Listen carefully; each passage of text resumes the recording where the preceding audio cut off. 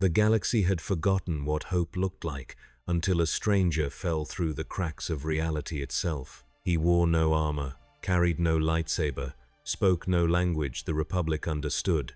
Yet in the depths of Coruscant, where fear ruled and freedom died in silence, this impossible being did what the Jedi could not. He survived what should have killed him, laughed where others despaired, and freed slaves the Senate pretended not to see. The Separatists called him an anomaly. The clones whispered his name like a prayer. And the Force, ancient and absolute, could not touch him at all. In a war built on destiny and sacrifice, what happens when something enters the fight that refuses to play by the galaxy's rules? The industrial bowels of Coruscant had not seen sunlight in 300 generations. 5 kilometers beneath the glittering Senate towers, the underworld sprawled in perpetual twilight, a labyrinth of rusted durasteel and flickering neon where the Republic's gleaming ideals turned to ash. Ventilation shafts coughed toxic vapor into narrow alleys. Cargo haulers groaned through cramped throughways, their repulsor lifts whining against the weight of 1,000,000,000,000 souls pressing downward. Here, in Level 1313's Foundry District, clone troopers maintained checkpoints against separatist infiltration, while laborers and refugees moved like shadows through the haze. Dorme had walked these levels before, always in disguise, always at Senator Amidala's side. But today she descended alone, tracking a rumor too strange for official channels. 3 separatist safe houses had been compromised in 2 days, their operatives subdued without casualties, their weapons disabled through methods that defied tactical analysis. Republic intelligence dismissed the reports as exaggeration.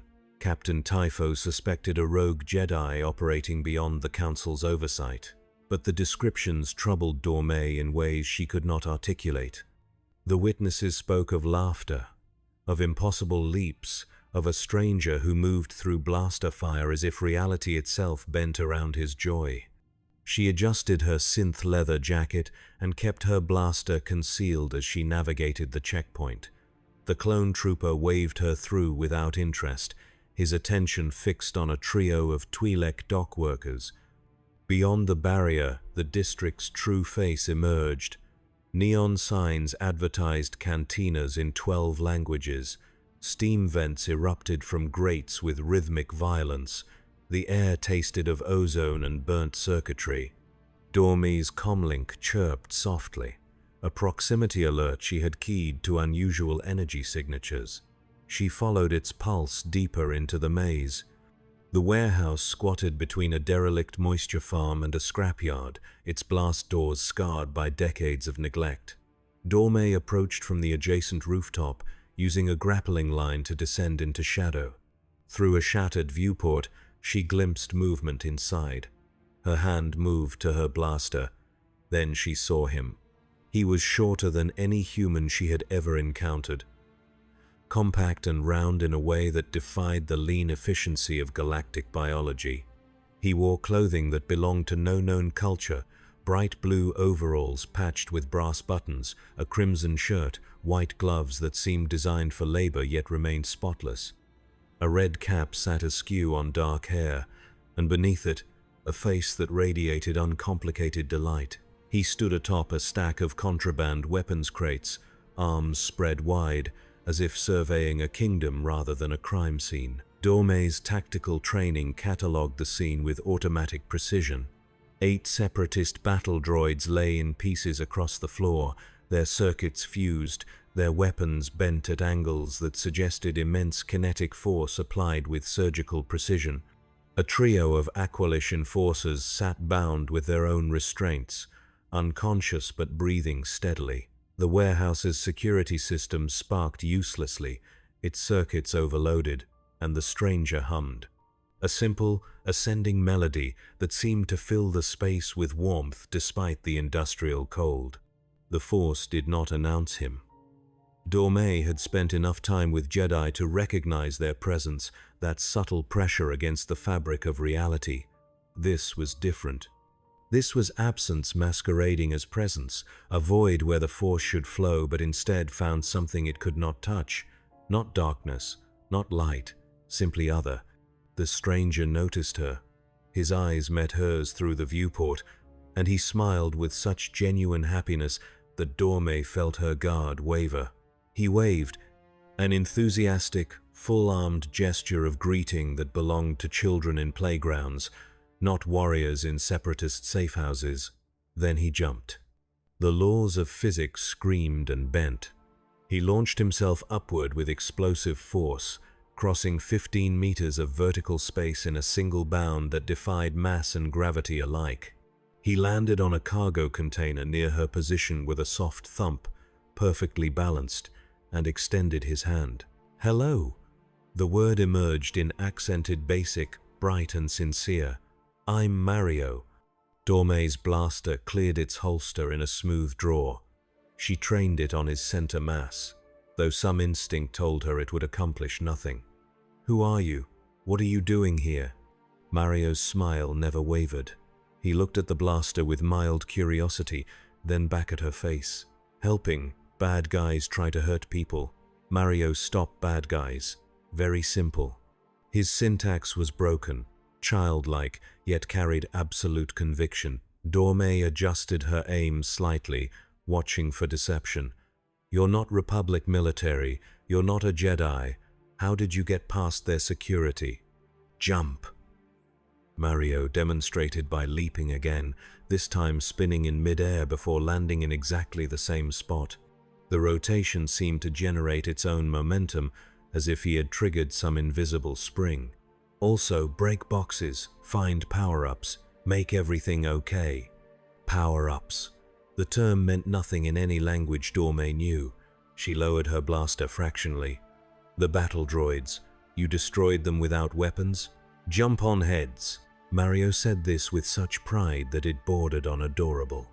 He pantomimed the action, bringing his fist down in a gentle arc. "Very effective. Also kick shells. Shell go boom, droids go down, no killing. Killing is bad." No killing. In a galaxy burning with war, where clones died by the thousands and Jedi fell to treachery, this stranger spoke of combat without death, as if it were the most natural thing in existence. Dorme felt the weight of Padmé's idealism pressing against her cynicism. The senator believed peace was possible. This stranger seemed to embody that belief with such purity it hurt to witness. "Where did you come from?" she asked, holstering her weapon. Something in his presence made violence feel absurd. Mario's expression shifted, a flicker of confusion crossing his features. He looked up at the warehouse ceiling, then at his own hands. "Don't know. Wake up in pipes." Big green pipes. Very strange. "Come out here." He gestured at the sprawling city beyond. Everything different. No mushrooms, no coins. But people need help, so Mario help. Pipes. The Clone Wars had introduced countless horrors to the galaxy, but dimensional anomalies remained the province of ancient Sith alchemy and theoretical physics. Yet here stood proof that reality's boundaries were more porous than Republic science admitted. Dorme activated her comlink, then hesitated. Who would she call? What would she report? She settled for documenting. "Those enforcers," she said, pointing to the unconscious Aqualish. "They work for the Crymora Syndicate, slavers. If you interfered with their operation, they'll send hunters." Mario's face hardened with a determination that seemed almost comical on his cherubic features. "Let them come." Mario, "No, let people be hurt." "Is wrong." Mario, "Stop wrong things." The simplicity of his moral framework was staggering. No political calculation, no consideration of strategy or consequence. Just an absolute line between right and wrong, enforced through impossible physicality and unshakable optimism. Dorme found herself smiling despite the danger. "You can't fight the whole underworld," she said gently. "Why not?" Mario tilted his head, genuinely curious. "Mario fight Bowser lots of times. Bowser very strong, have armies, breathe fire. Mario always win because never give up. Same here." Bowser. another term that meant nothing, yet somehow conveyed volumes about this stranger's history. Dorme made a decision that would alter the trajectory of the war in ways she could not foresee. "Come with me. There's someone who needs to meet you." Mario's smile returned in full force. "Okay, new friend. Mario like friends." He hopped down from the container with that same physics-defying grace and landed beside her. Up close, he smelled of something sweet and earthy, like fresh soil after rain. Not unpleasant, just impossible to place. They left through the warehouse's side exit, emerging into an alley where the neon glow painted everything in shades of pink and electric blue. Dorme led him through a series of maintenance corridors that climbed toward the upper levels. Mario followed without hesitation, his short legs somehow keeping pace with her trained stride. He hummed the descending melody again, and Dorme realized it brought her a peculiar comfort. The first ambush came at the transit hub. 4 bounty hunters materialized from the crowd, their weapons already trained on Mario. A Trandoshan with a vibroblade, 2 Weequay brothers carrying stun batons, a human woman whose cybernetic arm concealed a flame projector. The Crimora had responded faster than Dorme expected. "Back away from the aberration," the Trandoshan hissed, his translator rendering his speech in crisp, basic. "The Syndicate has placed a bounty, 10,000 credits for capture, 20 if we bring proof of termination." Dorme's hand moved to her blaster, but Mario stepped forward first. His expression held no fear, only a kind of patient disappointment, as if he were dealing with children who had made a poor choice. "No fighting," Mario said firmly. "Go home. Be nice. No bounty worth hurting people." The Weequay brothers laughed. The woman's cybernetic arm began to glow with gathering heat. The Trandoshan lunged. Mario jumped. The motion was so fast that Dorme's eyes struggled to track it. He became a blur of red and blue, ascending in a tight arc that carried him over the Trandoshan's strike. His foot connected with the hunter's skull with a sound like a hammer striking durasteel. The Trandoshan went down instantly, unconscious before he hit the ground. Mario landed, bounced, and launched himself at the Weequay brothers.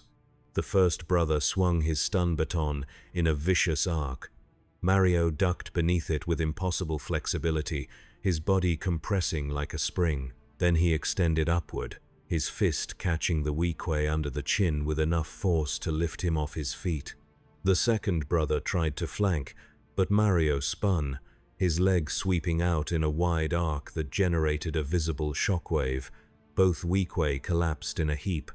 The woman with the cybernetic arm unleashed her flame projector. A gout of superheated plasma roared toward Mario, scorching the transit hub's floor. Dorme shouted a warning, but Mario simply jumped through it. The flames parted around him as if he existed in a separate dimension, untouched by heat or combustion. He landed on the woman's shoulders, balanced there for a moment with arms spread wide, then hopped down. She crumpled, her cybernetic arms sparking uselessly. The entire engagement lasted 8 seconds. Mario dusted off his gloves and turned back to Dorme with that same bright smile. "Okay, we go now." Dorme stared at the unconscious hunters, then at Mario, then back at the hunters. Her training provided no framework for what she had just witnessed. The Force granted Jedi enhanced reflexes and prescience. Ancient Sith alchemy could augment physical capabilities, but this was neither. This was something that existed outside the galaxy's fundamental rules, a piece of foreign physics that reality struggled to accommodate. "What are you?" The question emerged as a whisper. Mario considered this with the gravity it deserved. Mario is Mario. From Mushroom Kingdom. Plumber. Hero. Friend. Sometimes go-kart racer. He said this last part with particular enthusiasm. Plumber. Hero. Go-kart racer. The titles made no sense, yet Dorme understood their meaning on some intuitive level. This being had been shaped by a universe where heroism was simple, where obstacles existed to be overcome through persistence and joy, where death was an inconvenience rather than an ending. That universe had somehow expelled him into a galaxy where heroism demanded sacrifice and joy was a luxury few could afford. They continued upward. Dorme guided Mario through cargo lifts and maintenance shafts, avoiding the main thoroughfares where his appearance would draw attention. The city's architecture changed as they climbed. The industrial grime gave way to residential sprawl, then to commercial districts where holographic advertisements flickered with false promises. Through it all, Mario maintained that irrepressible curiosity, pointing at vehicles and asking questions about their function, marveling at alien species he had never encountered, stopping to help a Rhodian child retrieve a fallen toy. They emerged 5 levels below the Senate district, just as Coruscant's artificial sunset painted the sky in shades of amber and rose. Dorme's comlink chimed. Senator Amidala's encrypted channel. Dorme, where are you? Captain Typho reports unusual activity in the lower levels. Dorme glanced at Mario, who was watching the sunset with wonder. Senator, I need you to trust me. I'm bringing someone to the apartment, someone who might change everything. A pause. Padme Amidala had learned to trust her handmaidens absolutely. Be careful. The war makes everyone a potential threat. I don't think he knows how to be a threat, Dorme said, and meant it. They reached Padme's residential complex as full night descended. The building clung to one of Coruscant's plateaus, its windows offering views of the endless cityscape. Security scanners examined them at the entrance. Mario waved at the protocol droid manning the desk. The droid's photoreceptors flickered in confusion, unable to classify the visitor's species or intent. Padme met them in her private quarters, still wearing her senator's robes, her hair arranged in the elaborate style of Naboo's diplomatic tradition. She studied Mario with the same analytical intensity she brought to Senate debates. Her expression revealed nothing. Senator Amidala, Dorme began. This is Mario. He arrived through means unknown. He's been disrupting separatist operations in the lower levels without casualties. Mario bowed with surprising grace. Hello, Senator. Nice place. Very clean. Much better than Bowser's castle. Padme's composure cracked slightly. A smile tugged at her lips. Thank you, Mario. Dorme says you've been helping people. Yes, is what heroes do. Mario said this with absolute certainty. See bad guys? Stop bad guys. Very simple. Why everyone make so complicated? Padme gestured for them to sit. The apartment's main room was decorated with artifacts from a dozen worlds, each a reminder of diplomatic victories hard won. She poured water from a Naboo crystal decanter, her movements precise and thoughtful. The galaxy is at war, Mario. The separatists seek to fracture the Republic. Millions have died. Millions more will die before it ends. Nothing about it is simple. Mario accepted the water with thanks and took a sip. His face brightened. Good water. But war is still simple. Someone start fight. Someone else fight back. Keep fighting until everyone forget why start, then fight more because only no fighting. He set down the glass. Mario, think better to stop fighting. Do something fun instead. Race go-karts. Eat cake. Play sports. The naivete should have been infuriating. Instead, Padme found herself captivated. She had spent years navigating the Senate's labyrinthine politics, watching idealism corrode under the weight of pragmatism. Here sat a being who had apparently never learned that optimism was a luxury. She felt something shift in her chest, a loosening of cynicism she had not realized had calcified. It's not that simple, she said gently. The separatists have legitimate grievances. Corporate interests have exploited entire systems. The Republic has failed to protect its citizens. This war emerged from decades of injustice. Mario nodded seriously. Then fix injustice. No need war for that. Talk, listen, share, help each other. He spread his hands. In Mushroom Kingdom, sometimes Bowser and Mario play tennis. Still enemies, but also know when to stop fighting and have fun. Galaxy need more fun, less war. Dorme watched Padme process this. The senator had built her career on the belief that dialogue could solve any conflict, but the Clone Wars had tested that faith until it cracked. The Separatists had tried to assassinate her multiple times. She had watched friends die in battles that accomplished nothing, and yet this stranger, this impossible visitor, spoke her deepest convictions back to her with such purity that she could not dismiss them. "What are you?" Padme asked, echoing Dorme's earlier question. Mario's answer came with that same uncomplicated honesty. "Hero. From different place. Not sure how get here, but here now. So we'll help. Is what heroes do." The Force stirred. Neither Dorme nor Padme could sense it directly, but 3 levels above, in the Jedi Temple, Master Yoda paused in meditation. Something had entered the Force's awareness, or rather, something had created an absence so profound that the Force noticed. Not a wound like Malachor 5, not darkness like the Sith, simply a space where the Force's currents bent around something they could not touch.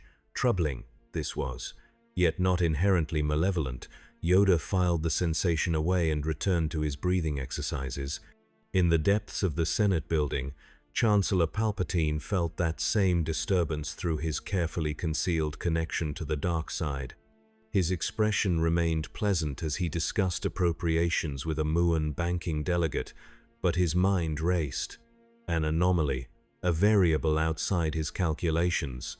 This required investigation. He made a mental note to deploy probe droids to the lower levels. Neither the Jedi nor the Sith yet understood what had arrived. Padme made her decision. "Mario, the Republic needs people like you, people who haven't forgotten what we're fighting for. I can arrange for you to meet with the Jedi Council. They have resources. They can help you understand this galaxy and perhaps find a way to return you home." Mario's expression flickered with something that might have been loneliness. Home is far, maybe too far, but help is good. Mario, meet Jedi. Are they nice? "The nicest people I know," Padme said, and meant it despite her growing concerns about the Jedi's role as generals. "Rest tonight. Tomorrow we'll begin." Dorme showed Mario to a guest room. He marveled at the bed's softness, at the window's view of the city's endless lights. Before she left, he turned to her with sudden seriousness. "Thank you for trust, Mario. Many people scared of different. You no scared. You good person." Dorme felt heat rise to her cheeks. "You're welcome. Sleep well, Mario. Always do," he said brightly. "Even when Bowser invade, Mario sleep good. Need energy for save princess." She closed the door and leaned against it, her mind churning. Tomorrow they would introduce a dimensional anomaly to the Jedi Council. Tomorrow the galaxy would begin to reckon with a force it had no framework to understand. She felt the weight of history pressing down, the sense that everything was about to change. In his room, Mario stood at the window and looked out at Coruscant's infinite sprawl. So many lights, so many people, and somewhere in this vast city, surely someone needed help. He would sleep now, as he always did, with perfect trust that tomorrow would bring new adventures, because that was what tomorrow always brought. The Force could not touch him. Destiny could not claim him. He existed outside the grand narratives that shaped the galaxy, a piece of pure chaos wearing a cheerful face. And chaos, the Sith would soon learn, was far more dangerous than any prophecy. The Jedi Temple rose from Coruscant's surface like a prayer rendered in stone and transparent steel. 5 spires reached toward the heavens, each aligned to ancient principles of balance and serenity. The structure had stood for 1,000 generations, a monument to the Order's role as guardians of peace and justice. Within its halls, younglings trained in the Force's mysteries while masters contemplated the galaxy's suffering. The temple had weathered countless crises. It would not survive what was coming. Padme arrived at dawn, accompanied by Dorme and Mario. The stranger wore his usual attire, seemingly unbothered by the formal weight of the occasion. Temple guards in their bronze masks and ceremonial pikes stood sentry at the entrance, their presence more symbolic than practical. Through the Force, they sensed the Senator's familiar signature, Dorme's quiet determination, and then nothing where Mario should be. The absence troubled them, but Padme's credentials granted passage. They climbed the grand staircase, passing meditation chambers and training halls, where Padawans practiced lightsaber forms under the watchful eyes of instructors. Mario watched everything with unfiltered fascination, particularly the lightsabers. "Laser swords," he exclaimed, pointing at a pair of younglings sparring. "Very cool. Mario want one." "They're called lightsabers," Padme explained gently. "The Jedi use them to defend the innocent. It takes years of training to wield one safely." Mario considered this. Mario learned fast, very good at picking up new skills.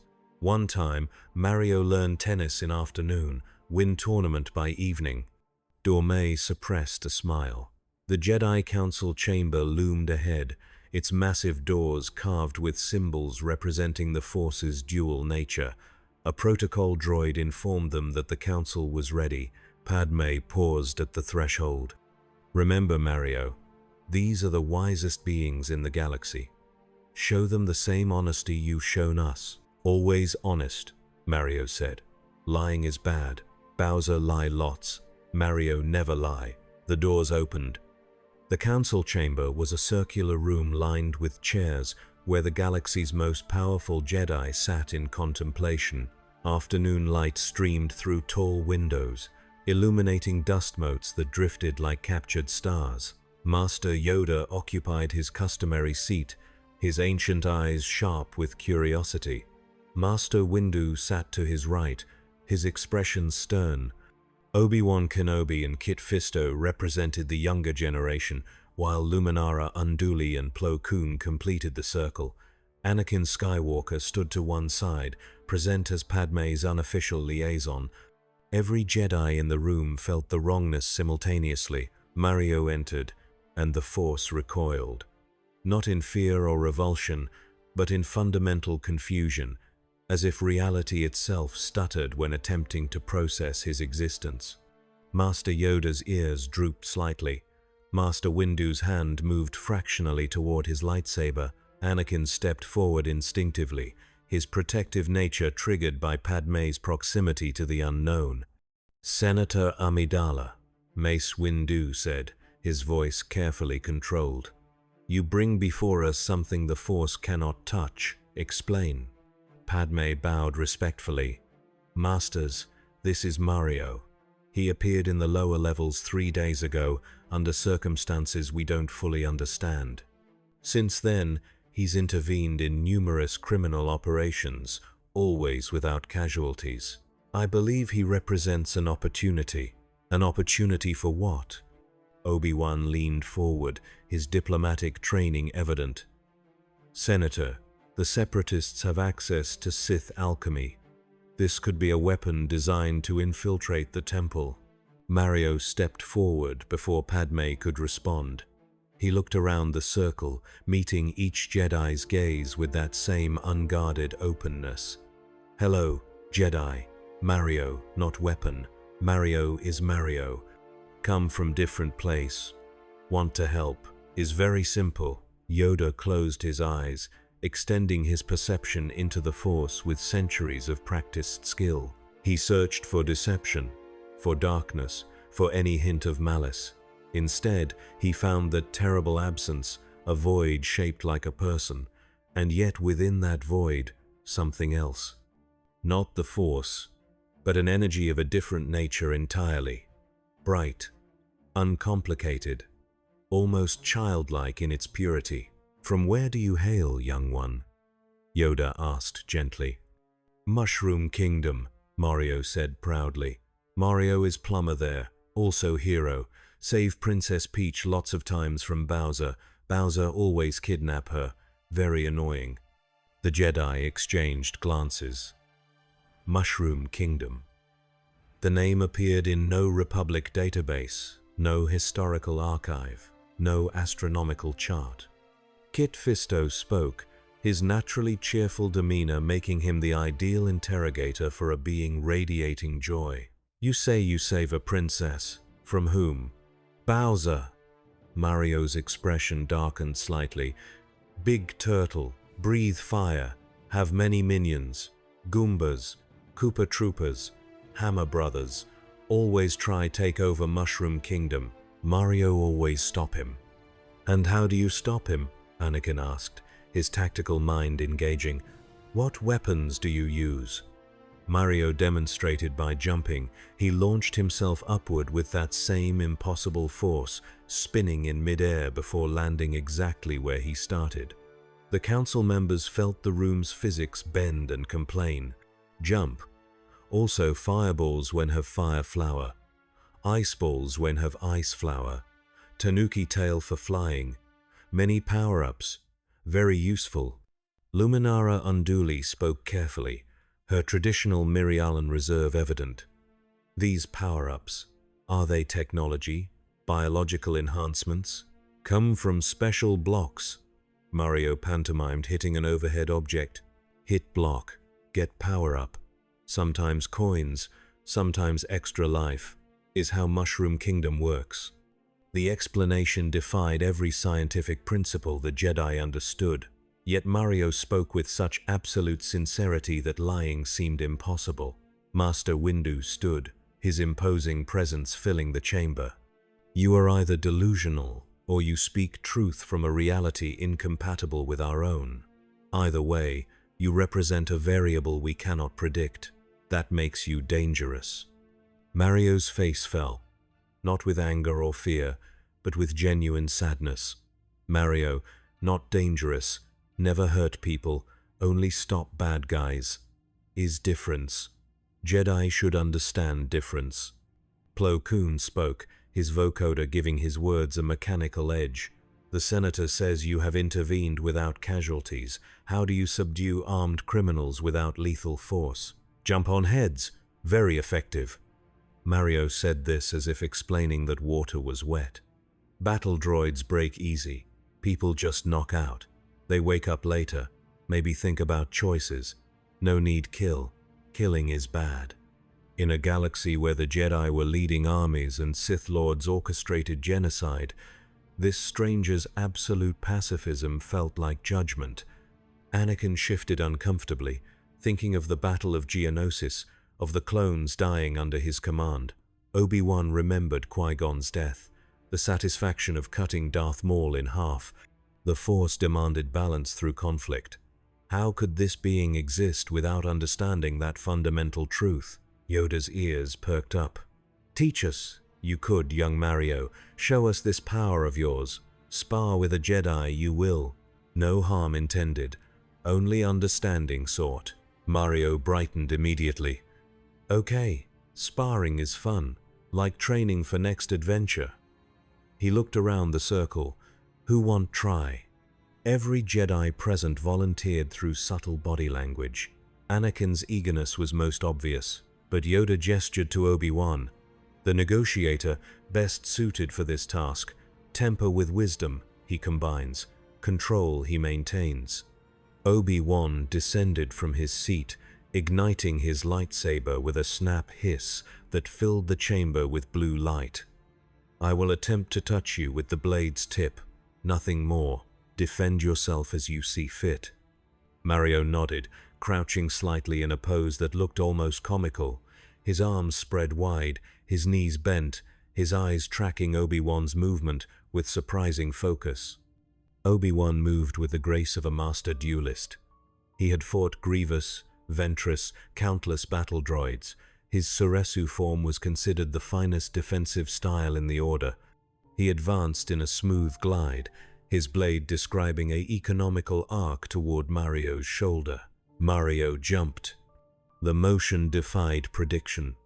Obi-Wan's force-enhanced precognition showed him nothing, felt nothing, as if Mario existed in a blind spot reality itself could not process. The stranger became airborne, spinning 3 times before landing behind the Jedi Master. Obi-Wan pivoted, bringing his blade around in a horizontal slash. Mario ducked beneath it with that impossible compression, his body bending like a spring. Then he kicked. The impact caught Obi-Wan in the chest, not hard enough to injure but forceful enough to send him stumbling backward. The Jedi Master's eyes widened. That kick had carried momentum that should not exist, kinetic energy drawn from some source outside the observable universe. "Good reflexes," Mario said cheerfully. "Try again." Obi-Wan did. For 3 minutes, he employed every technique in his arsenal. Feints, rapid strikes, defensive probes, force-enhanced speed that blurred his movements beyond human perception. Mario evaded everything. Not through skill, exactly. Through something closer to certainty. As if he knew, on some fundamental level, that harm could not reach him. Finally, Obi-Wan deactivated his lightsaber and bowed. "Impressive. I cannot touch you." "Was fun," Mario said, not even breathing hard. "You very good fighter. Much better than Hammer Brothers." The council sat in contemplative silence. They had witnessed the impossible, a being the Force could not touch, a fighter who moved outside causality, a moral absolutist who somehow survived despite rejecting the necessity of lethal force. Anakin stared at Mario with barely concealed fascination. Here was someone who apparently never failed, never doubted, never fell to darkness despite power that dwarfed most Jedi. Padme seized the moment. "Masters, imagine what Mario could accomplish with proper support. The Separatists control systems through fear. He represents something they cannot counter. Hope made manifest. Joy weaponized against despair." Master Windu shook his head. "We cannot deploy an unknown variable into active combat. The risk is incalculable." "All war is risk," Padme countered. "Every battle gambles lives against uncertain outcomes. Mario has already proven his effectiveness, and unlike the Grand Army, he requires no clones to die in his stead." The words landed like an accusation. The Jedi's role as generals had divided the Order. Many masters believed leading armies violated their fundamental purpose. Others argued that dark times demanded dark compromises. Padme had touched that wound deliberately. Yoda's eyes opened fully. "Senator Amidala, correct you are, in part, but understand you must, young Mario's place in the Force. A void he is. A wound, perhaps, like Malachor. Study required, this is. Patience needed. The galaxy is burning," Padme said quietly. "How much patience can we afford?" Before Yoda could answer, alarms screamed throughout the temple. Red lights bathed the chamber in crimson urgency. A hologram materialized at the room's center, projecting Captain Typho's grim face. "Senator, Masters, Separatist forces have launched a surprise attack on the Jedi agricultural colony on Yukio. 50 Jedi are stationed there, mostly consulars and healers. They're requesting immediate reinforcement." Anakin was already moving. "I can have the 501st mobilized in 10 minutes. "The 501st is engaged on Cato Neimoidia," Obi-Wan said. "It will take 3 hours to extract them, and another 6 to reach Yukio. The colony will have fallen by then." Silence descended. 50 Jedi, most untrained for combat, facing a separatist assault without support. The calculus was brutal and familiar. The war had forced countless such choices. Save these to lose those, sacrifice here to preserve there. The council had grown numb to it. Mario stepped forward.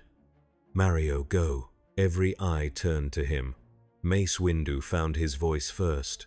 "Absolutely not. You have no training, no weapons, no understanding of modern warfare." Have jumping, Mario said simply. Have power-ups if find right blocks. Have experience fighting armies. Bowser send many minions. Mario always win. He looked at Padme, then at the council. 50 Jedi need help now. Mario can help now. Why wait? Yoda's face creased with ancient sorrow. See the future, he could not. The Force offered no guidance when Mario was involved, only that maddening absence. But in the stranger's eyes, he recognized something the Order had lost. The absolute conviction that heroism required no calculation. Risky, this is, Yoda said slowly. But correct, young Mario may be. Need help now, they do. Send him, we shall. But accompanied, he must be. Anakin volunteered immediately. I'll go. If things go wrong, I can extract him. Obi-Wan placed a hand on his former Padawan's shoulder. We both go. Senator, will you arrange transport? Padme was already activating her comlink. My yacht can reach Ukyo in 4 hours through the priority lanes. We leave immediately. Mario pumped his fist in the air with jubilant energy. Yes, adventure time, save Jedi, stop bad guys, maybe find Princess. Is always good to save Princess. As they rushed from the council chamber, none of them noticed the small figure watching from the temple's archives. Jocasta Nu, the ancient librarian, had felt the disturbance and investigated. She saw Mario's departure and felt the Force's confusion echoing through the temple's foundations. In her long life, she had witnessed many mysteries. This one troubled her most profoundly, because the Force did not simply fail to predict Mario, it failed to perceive him, as if he existed in a narrative the galaxy itself could not read. And narratives beyond reading could not be controlled. The question was whether that made Mario the galaxy's salvation or its doom. Padme's diplomatic yacht cut through hyperspace with the smooth efficiency of Nubian engineering. The interior was appointed for comfort and negotiation, with plush seating and holographic displays showing the route to Ukyo. Anakin stood at the viewport, watching the blue-white tunnel of accelerated space while internally warring with his emotions. Beside him, Obi-Wan meditated in a pose of practiced stillness. Dorme checked their armaments in the weapons locker, and Mario sat cross-legged on the floor, humming that ascending melody while examining his gloves with intense concentration. Padme emerged from the cockpit, having set the autopilot. She settled next to Mario, curiosity overwhelming protocol. Mario, can I ask you something personal? Sure. Mario looked up with immediate attention. Friends ask questions. Is normal. You say you always defeat this Bowser, that you always save your princess. Does it ever hurt? Do you ever doubt? Mario's expression grew thoughtful. For the first time since arriving, his perpetual cheer dimmed to something more nuanced. Sometimes scary, sometimes hard. Bowser very strong. Have magic. Have armies. Have castles with lava and traps and puzzles. He met her eyes with surprising depth. But doubt is how lose, believe is how win. Mario believe in Mario, believe in friends, believe tomorrow better than today, so always win, even when take many tries. Many tries? Obi-Wan had opened his eyes, his meditation disturbed by genuine curiosity. Oh yes, sometimes Mario fall in pit, sometimes lava get Mario, sometimes get squished, but always come back, have extra lives. Mario said this as casually as someone describing breakfast. Collect 100 coins, get extra life. Find 1-up mushroom, get extra life. Game over, very rare. Anakin turned from the viewport. You die and come back. Repeatedly. Yes, is normal. How else defeat challenges? Mario seemed confused by their confusion. The Jedi exchanged glances, weighted with implications neither wanted to voice. Death and resurrection, the ultimate Sith goal, the power Darth Plagueis had allegedly mastered. Yet this being spoke of it as a game mechanic, something so routine it barely warranted discussion. Dorme spoke from the weapons locker, her tactical mind engaging. Mario, these extra lives, can you access them here, in this galaxy? Mario's face scrunched in concentration. Not sure. Haven't died yet to test. Hope not die. Dying is inconvenient. Lose all power-ups. Have to start from checkpoint. He brightened. But maybe find 1 UP mushrooms here. Your galaxy have mushrooms, yes? Not the kind that grant immortality, Padme said dryly. Shame, are very useful. Mario stood and stretched. How long until reach Yukio? 3 hours, Anakin said. We'll arrive to active combat. Separatist doctrine favors overwhelming force followed by rapid extraction. They'll hit the colony hard, claim victory, and withdraw before Republic reinforcements arrive. Then Mario hit harder. The stranger punched his palm with cheerful determination. Question: what are Separatists fighting for? Obi-Wan launched into a concise explanation of the Clone Wars' origins, corporate interests, systemic inequality, Dooku's manipulation, the Trade Federation's blockade of Naboo, the Republic's bloated bureaucracy. He outlined the conflict with a professor's precision, contextualizing each faction's grievances. Mario listened intently. When Obi-Wan finished, the stranger nodded slowly. So everyone angry because not treated fair, but fix with more unfair? He shook his head. In Mushroom Kingdom, when Toad's angry, Princess Peach listen, make things better, not send armies. Your princess has never faced organized opposition on the scale of the Separatist alliance, Anakin said, frustration creeping into his voice. It's easy to preach peace when you've never faced real war. Mario's eyes found Anakin's with unexpected steel. Mario face war lots. Bowser invade many times. Destroy castles. Kidnap friends. Threaten kingdom. But Mario never stopped believing peace possible. Never stop trying talk first. Only fight when must. And never, ever kill. He paused. You very angry. Why? Anakin recoiled as if struck. I'm not angry. Are very angry. Can see in eyes. In how stand. In how talk. Mario tilted his head. What happened to make so angry? Padme placed a warning hand on Anakin's arm, but he was already answering, his emotional walls crumbling under Mario's guileless observation. I was a slave. I was freed. I lost my mother to raiders who tortured her to death. I've watched friends die in battles that accomplished nothing, and I'm supposed to believe peace is possible when half the galaxy wants the other half subjugated or dead. The confession hung in the air like smoke. Obi-Wan looked pained. Padme's eyes glistened. Dorme pretended to examine a blaster rifle. Mario walked over to Anakin and placed a gloved hand on the Jedi's arm. Very sad, Mario, sorry for pain. Losing family is worst hurt. His voice carried genuine empathy. But anger make pain bigger. Make everything bigger until can't see anything else. Mario know this because Bowser very angry. Anger make Bowser strong but also predictable. Easy to beat angry enemies because they make mistakes. I'm not your enemy, Anakin said quietly. No, but anger is.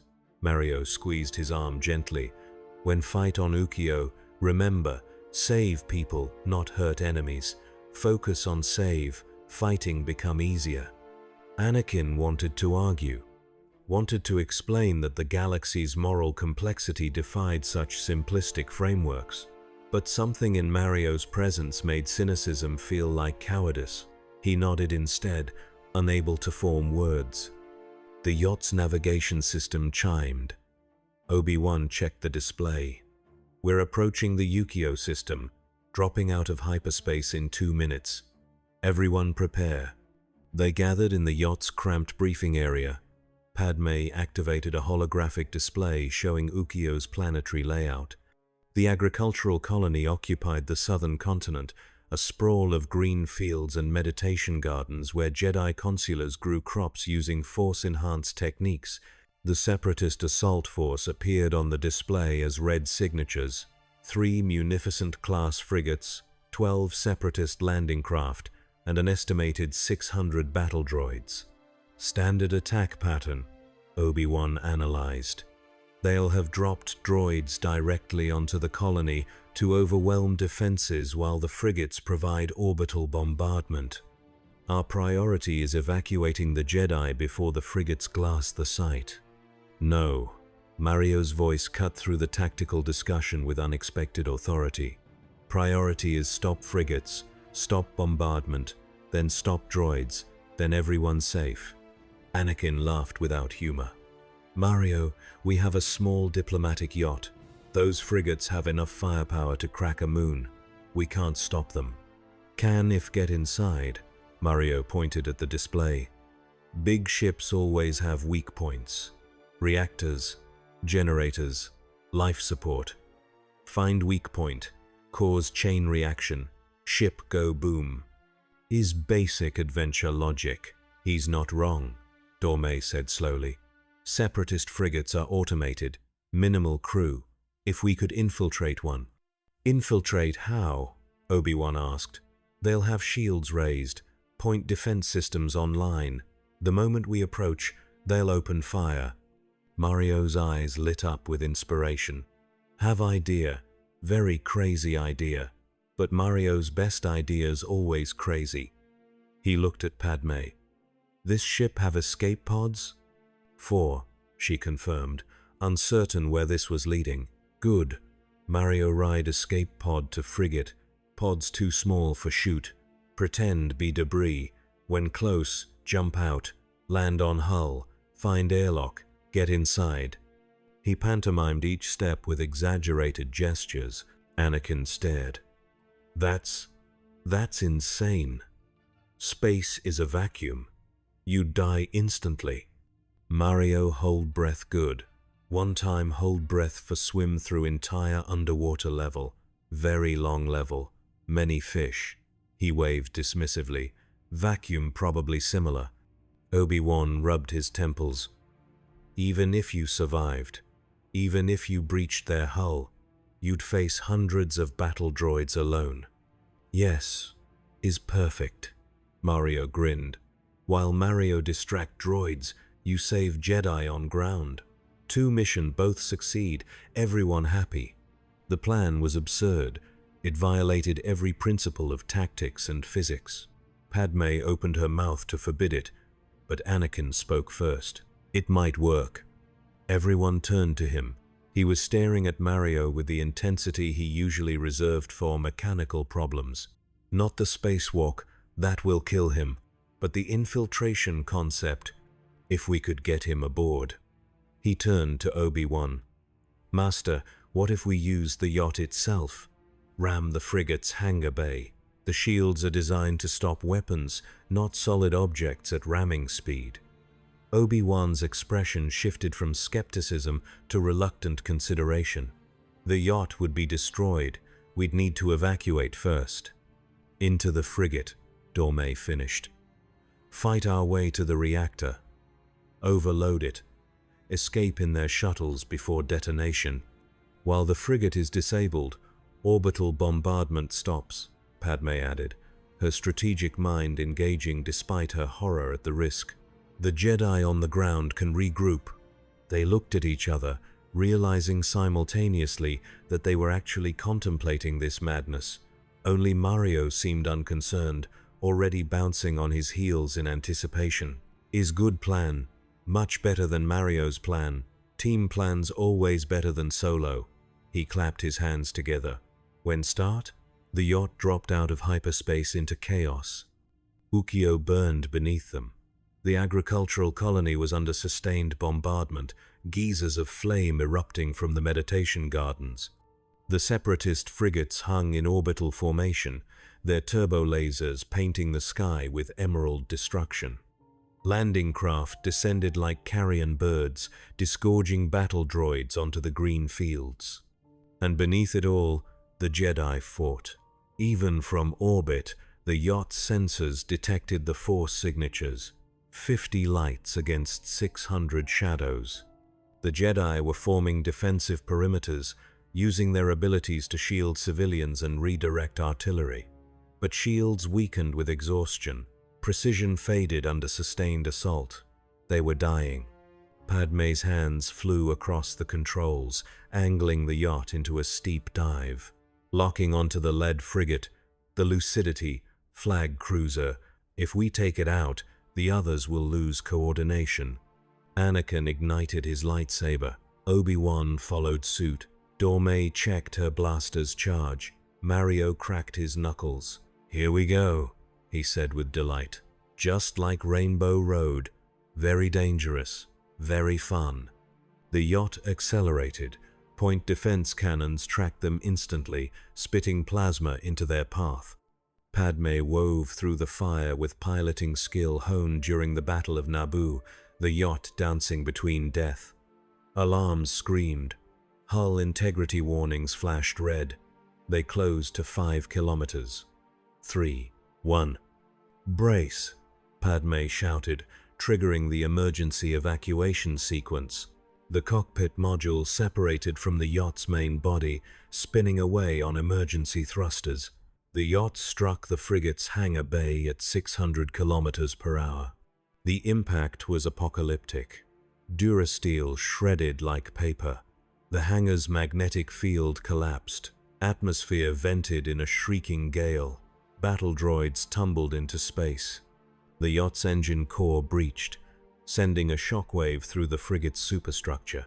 For 3 seconds, the galaxy held its breath. Then the frigate's automated systems responded. Blast doors slammed shut, sealing the breach. Emergency lights bathed everything in crimson, and through the wreckage, 4 figures emerged. Anakin led the way, his lightsaber a blue beacon cutting through smoke. Obi-Wan covered their flank, his blade deflecting shots from the surviving droids. Dorme provided suppressing fire with her blaster, and Mario simply ran forward, weaving through the chaos with impossible agility. A super battle droid raised its wrist-mounted blaster.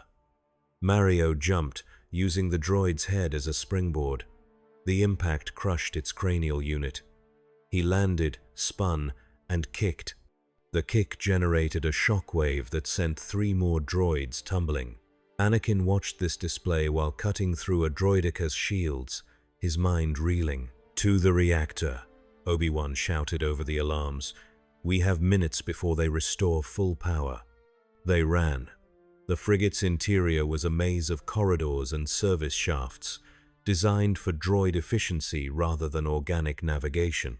Anakin extended his force perception, feeling the reactor's massive energy signature 3 levels below. They descended through maintenance ladders and emergency hatches, fighting battle droids at every junction. Mario proved invaluable.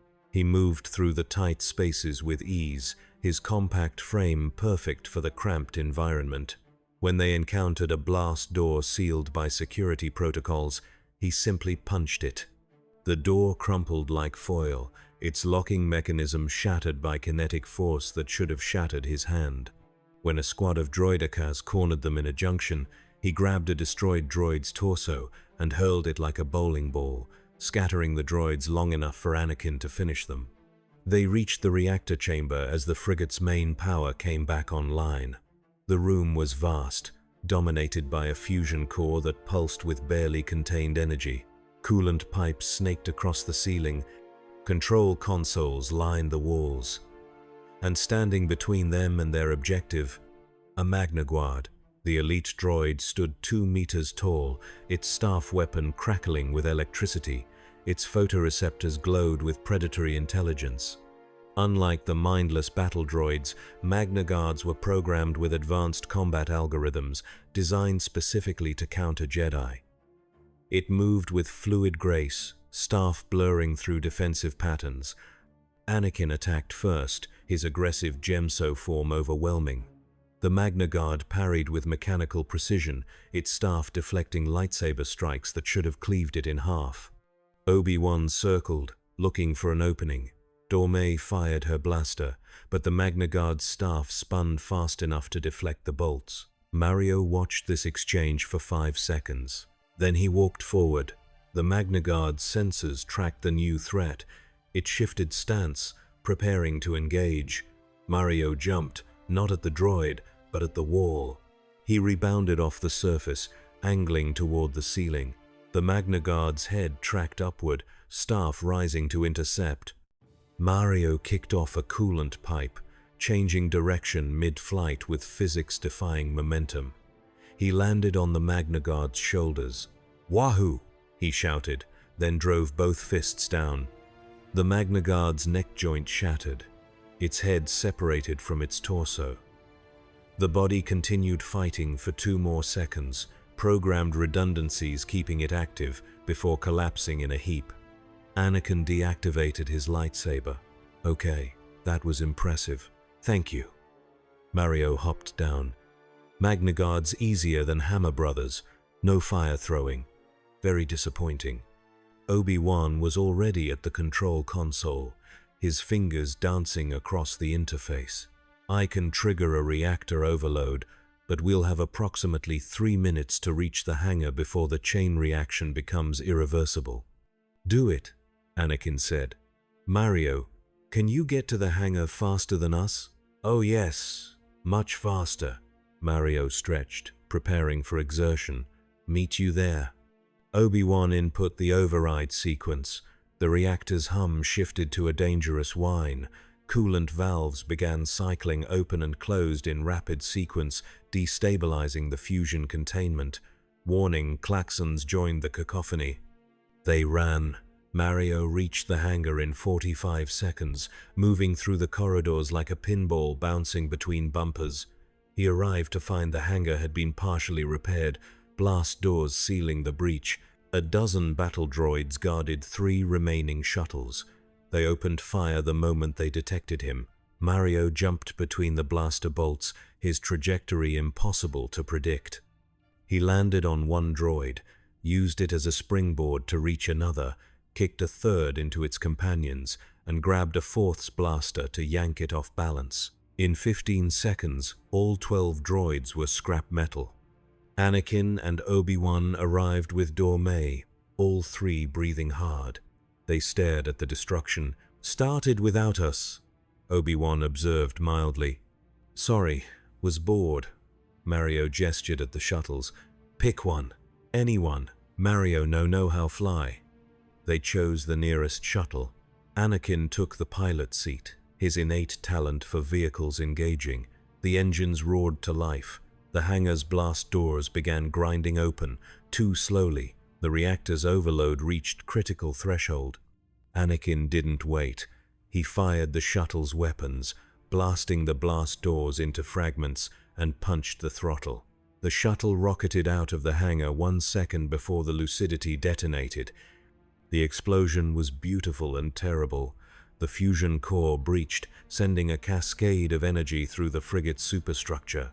Decks separated. Hull plating peeled away like flower petals. The ship broke in half, each section tumbling into Ukio's gravity well, trailing fire and debris. The other 2 frigates, losing their command vessel, immediately began emergency jumps to hyperspace. The orbital bombardment ceased. On the ground, the Jedi felt the shift through the Force. The pressure relented. They pressed their advantage, driving back the now leaderless battle droids with renewed vigor. Masters regrouped. Padawans rallied. Within minutes, the Separatist ground forces were in full retreat. Anakin brought the shuttle down in the colony's central plaza. The ramp lowered onto scorched grass. Jedi Masters converged on their position. Lightsabers still ignited, their faces etched with exhaustion and confusion. A Togruta Master named Shak Ti approached, her montrals twitching with curiosity. "Master Skywalker, Master Kenobi, the Senate's yacht was destroyed. We feared the worst." "The yacht was repurposed," Obi-Wan said diplomatically. "We had unexpected help." Mario descended the ramp, waving cheerfully at the assembled Jedi. "Hello, everyone okay? No one hurt too bad?" Mario can find hearts if someone need healing. Shakti stared.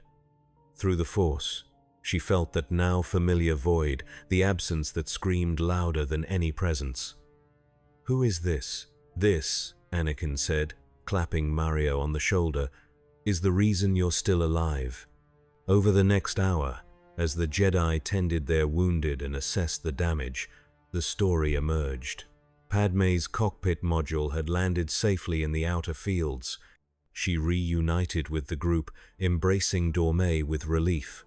Together they explained Mario's arrival, his abilities, his impossible nature. The Jedi Council members present listened with expressions ranging from wonder to deep concern. But the youngling Jedi, those training to become healers and farmers rather than warriors, reacted differently. They crowded around Mario, asking questions, laughing at his antics, feeling the lightness his presence brought. He showed them how to jump properly, demonstrated his spin attack, explained the strategic importance of collecting coins. For a brief window, as Ukio's sun set over the smoking colony, the war felt distant. Shakti approached Anakin privately. "This being, he exists outside the Force, outside destiny. What does that mean for the prophecy?" Anakin looked at Mario, who was currently teaching a young Twi'lek Padawan how to achieve optimal jump height. "Maybe it means the prophecy was never the whole story." On the Lucidity's wreckage, now a debris field orbiting Ukio, a single probe droid activated. It had been embedded in the frigate's systems, a hidden observer feeding data to a Sith Lord who watched from across the galaxy. The recording showed everything: Mario's abilities, his weaknesses, if any existed, his moral framework. Palpatine watched the footage 3 times, his yellow eyes gleaming in the dark.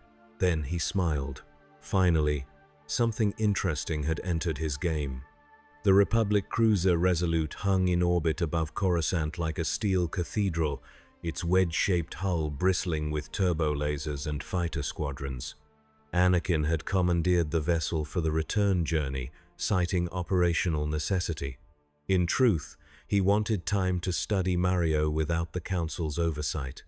Obi-Wan understood this impulse and said nothing, though his expression carried gentle reproach. They gathered in the Resolute's briefing room, a space designed for battle planning now repurposed for something far stranger.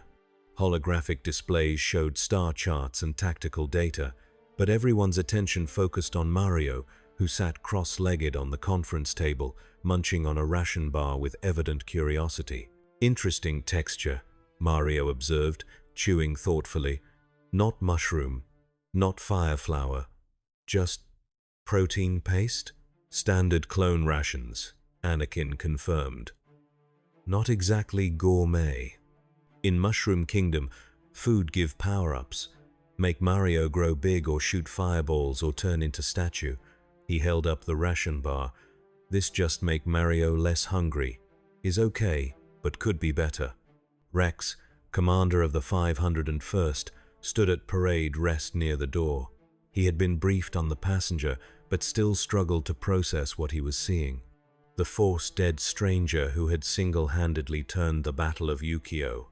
The being who moved like a glitch in reality. He had seen many impossible things during the war. This ranked among the most unsettling. Obi-Wan cleared his throat. "Mario, we need to understand your capabilities better.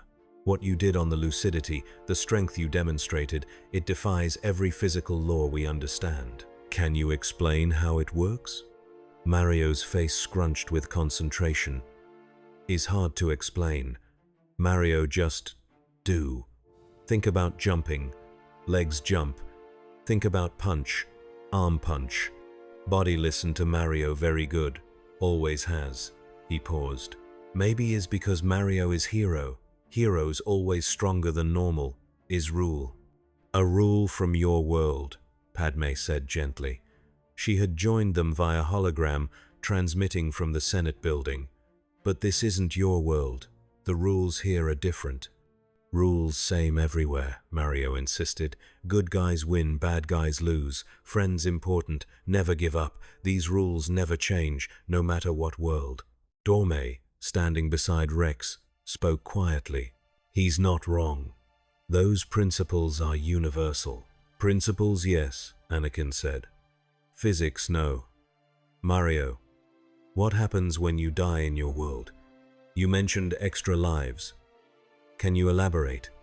Mario's perpetual cheer dimmed slightly. When Mario fail, everything go dark. Hear little music, then wake up at last checkpoint, have one less life. If run out of lives, is game over. Have to start whole adventure again from beginning. He looked at his hands. But Mario not die in long time, get very good at not dying. But you can die, Obi-Wan pressed. You're not invulnerable. Can die to some things. Fall in bottomless pit, die. Touch lava without power-up, die. Get crushed, die. Run out of time, die. Mario counted on his fingers. But bullets, fire, enemies, usually just take damage. Lose power-up or shrink or blink for bit, then okay again. Rex shifted his weight. Sir? Permission to speak? Granted, Anakin said. This is intel every separatist spy on Coruscant will want. If they learn his weaknesses, they'll design weapons specifically to exploit them. Rex looked at Mario with soldier's pragmatism. We should keep this classified. Good luck with that, Padme said wryly. Half the Senate watched footage of the Ukiyo battle. Mario is already becoming a symbol. There are holonet threads calling him the Jumpman of Justice. Merchant guilds are discussing licensing his image. Mario perked up. Jumpman. Mario like that. Is good nickname. Better than the plumber, which is what Bowser always say. You're missing the point, Padme continued. The galaxy has noticed you. The Jedi Council will want to study you. The Senate will want to utilize you. And the Separatists will want to eliminate you. Your anonymity is gone. For the first time since arriving, Mario looked troubled. Not afraid exactly, but aware that his presence had created complications he hadn't considered. Mario just want help people. Not want be famous. Famous is annoying. Paparazzi follow Mario around Mushroom Kingdom after Save Princess. Very difficult to do plumbing with cameras everywhere. Anakin laughed despite the tension. I know exactly what you mean. His fame as the hero without fear had made privacy impossible. He appreciated Mario's desire for simplicity. Obi-Wan steered the conversation back. Regardless of what you want, you've become a player in galactic events. We need to decide your next move. The Council will expect you to return to the temple for further evaluation. Or, Anakin said, his tone casual but his intent clear, you could stay with the 501st. We're deployed to active conflict zones constantly, plenty of opportunities to help people. And you'd have support, troops who understand what you're trying to accomplish. Anakin, Obi-Wan said warningly, I'm just offering options. Anakin replied, not quite meeting his former master's gaze. The Council will stick him in meditation chambers and run tests. Here, he can actually do good. Mario looked between them, sensing the undercurrent of conflict.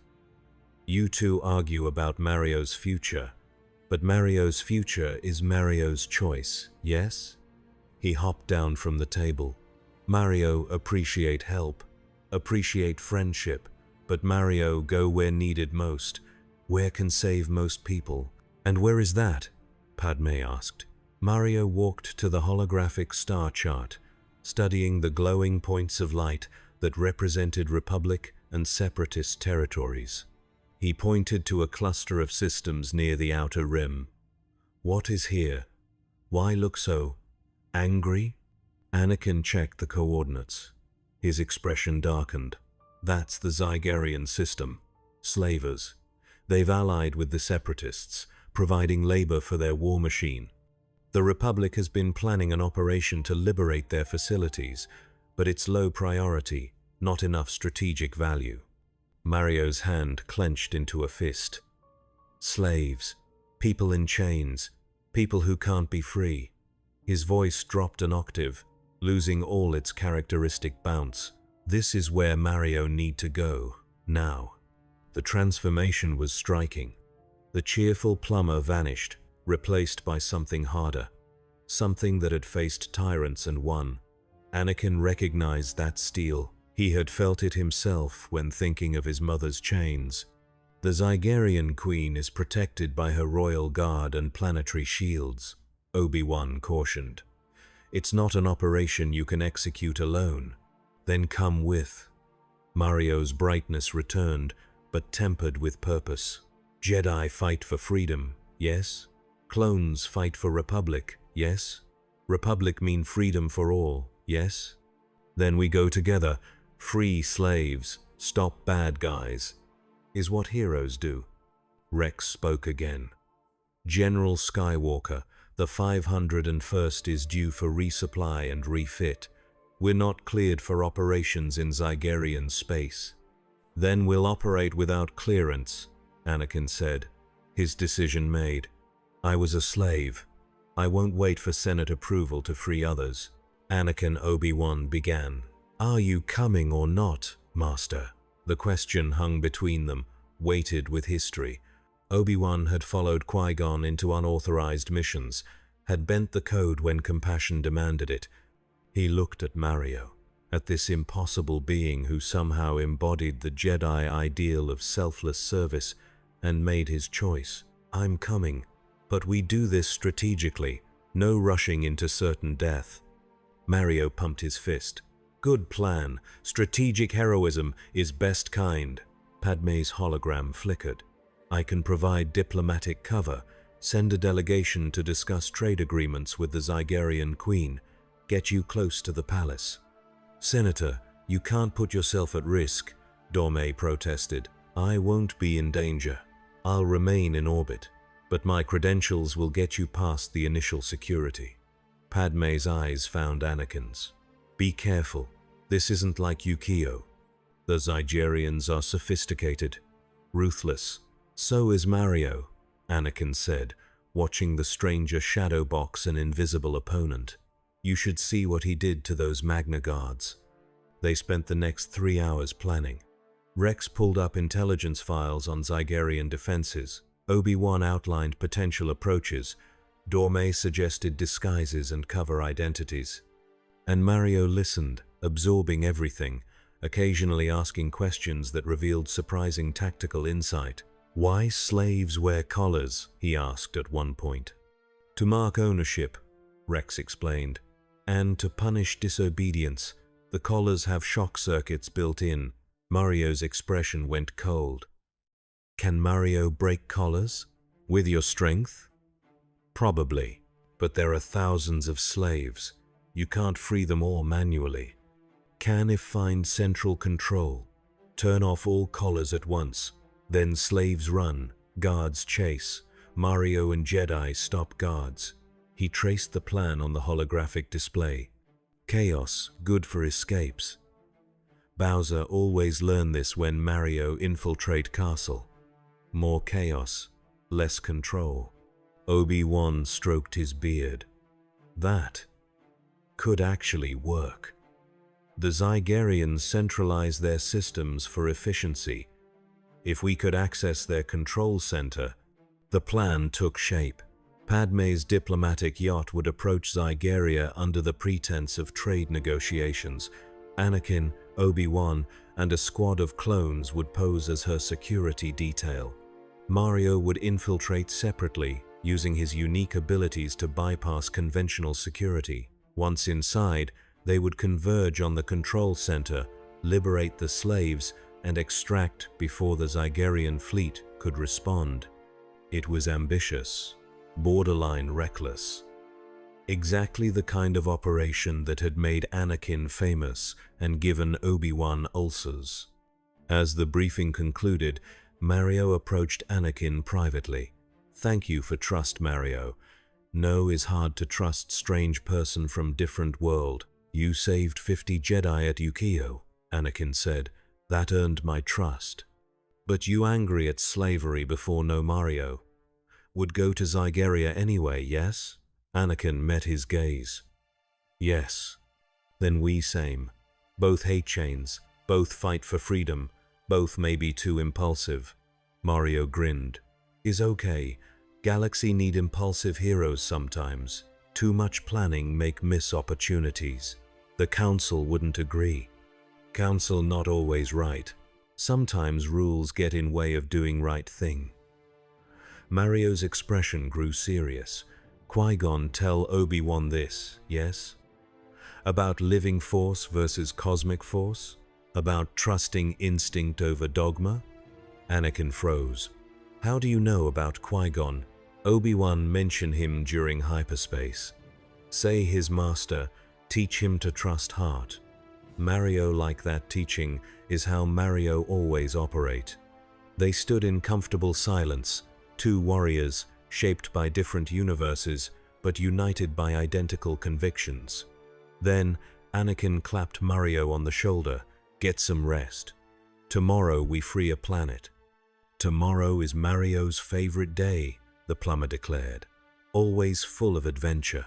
But that night, as the Resolute drifted through hyperspace towards Zygeria, Anakin dreamed. He saw chains breaking, he saw slaves rising, and he saw Mario standing in a palace of gold and blood, his cheerful demeanor replaced by terrible purpose, facing down a queen who ruled through pain. The dream shifted. He saw Padme on a balcony, surrounded by armed guards, saw Obi-Wan dueling a Zygerian noble whose whip crackled with electricity, saw Rex and his brothers fighting overwhelming odds. And through it all, Mario jumped and spun and fought, a pinball of destruction ricocheting through tyranny. Then the dream darkened. Palpatine appeared, his face hidden in shadow, watching the chaos with satisfaction. The Chancellor's voice whispered through the Force, "Balance, always balance. Light requires darkness, joy requires suffering, and heroes require villains. This outsider understands the game better than you know, young Skywalker. The question is whether he plays for light or simply plays." Anakin woke in his quarters, sweat cooling on his skin.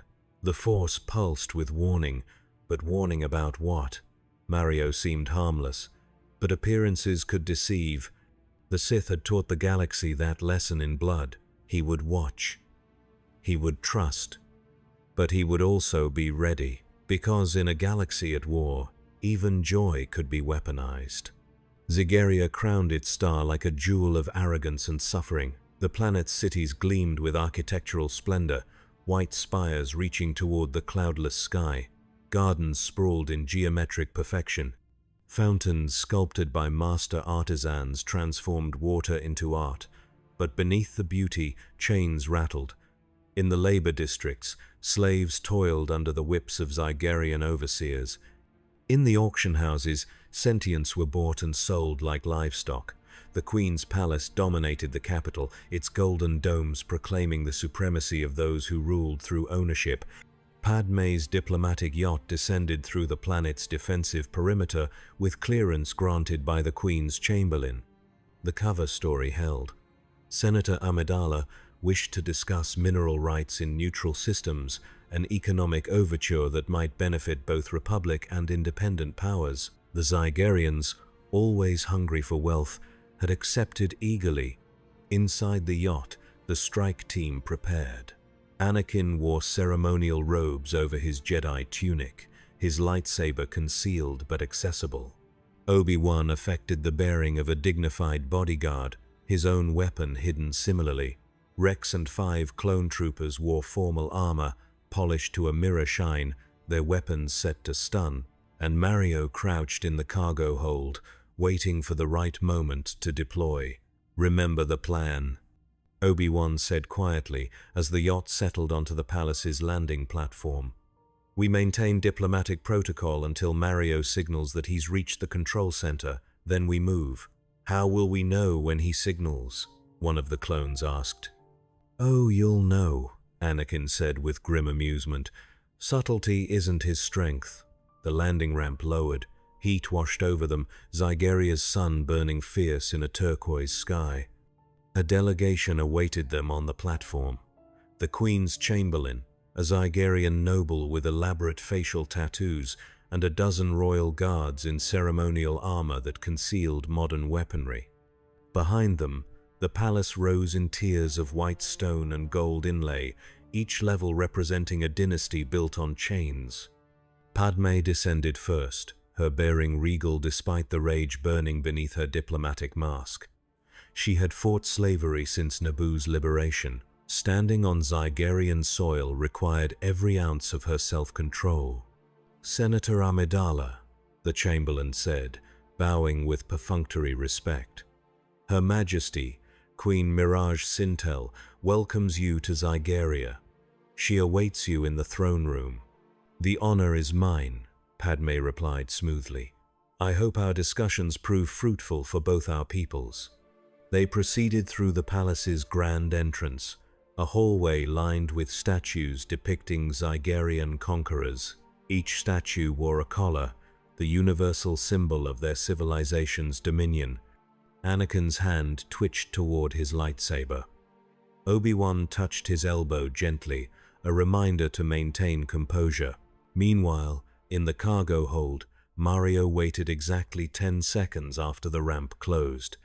Then he activated the emergency hatch release and dropped into the palace's underbelly. The structure's maintenance level was a maze of service corridors and climate control systems. Slaves moved through the passages carrying supplies, their collars glowing with active monitoring circuits.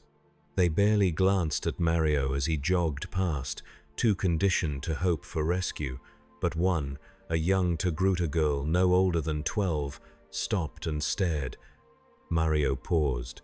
He looked at her collar, at the fear in her eyes, and smiled with such gentleness that her expression cracked. "Soon," he whispered. "Very soon, no more collar.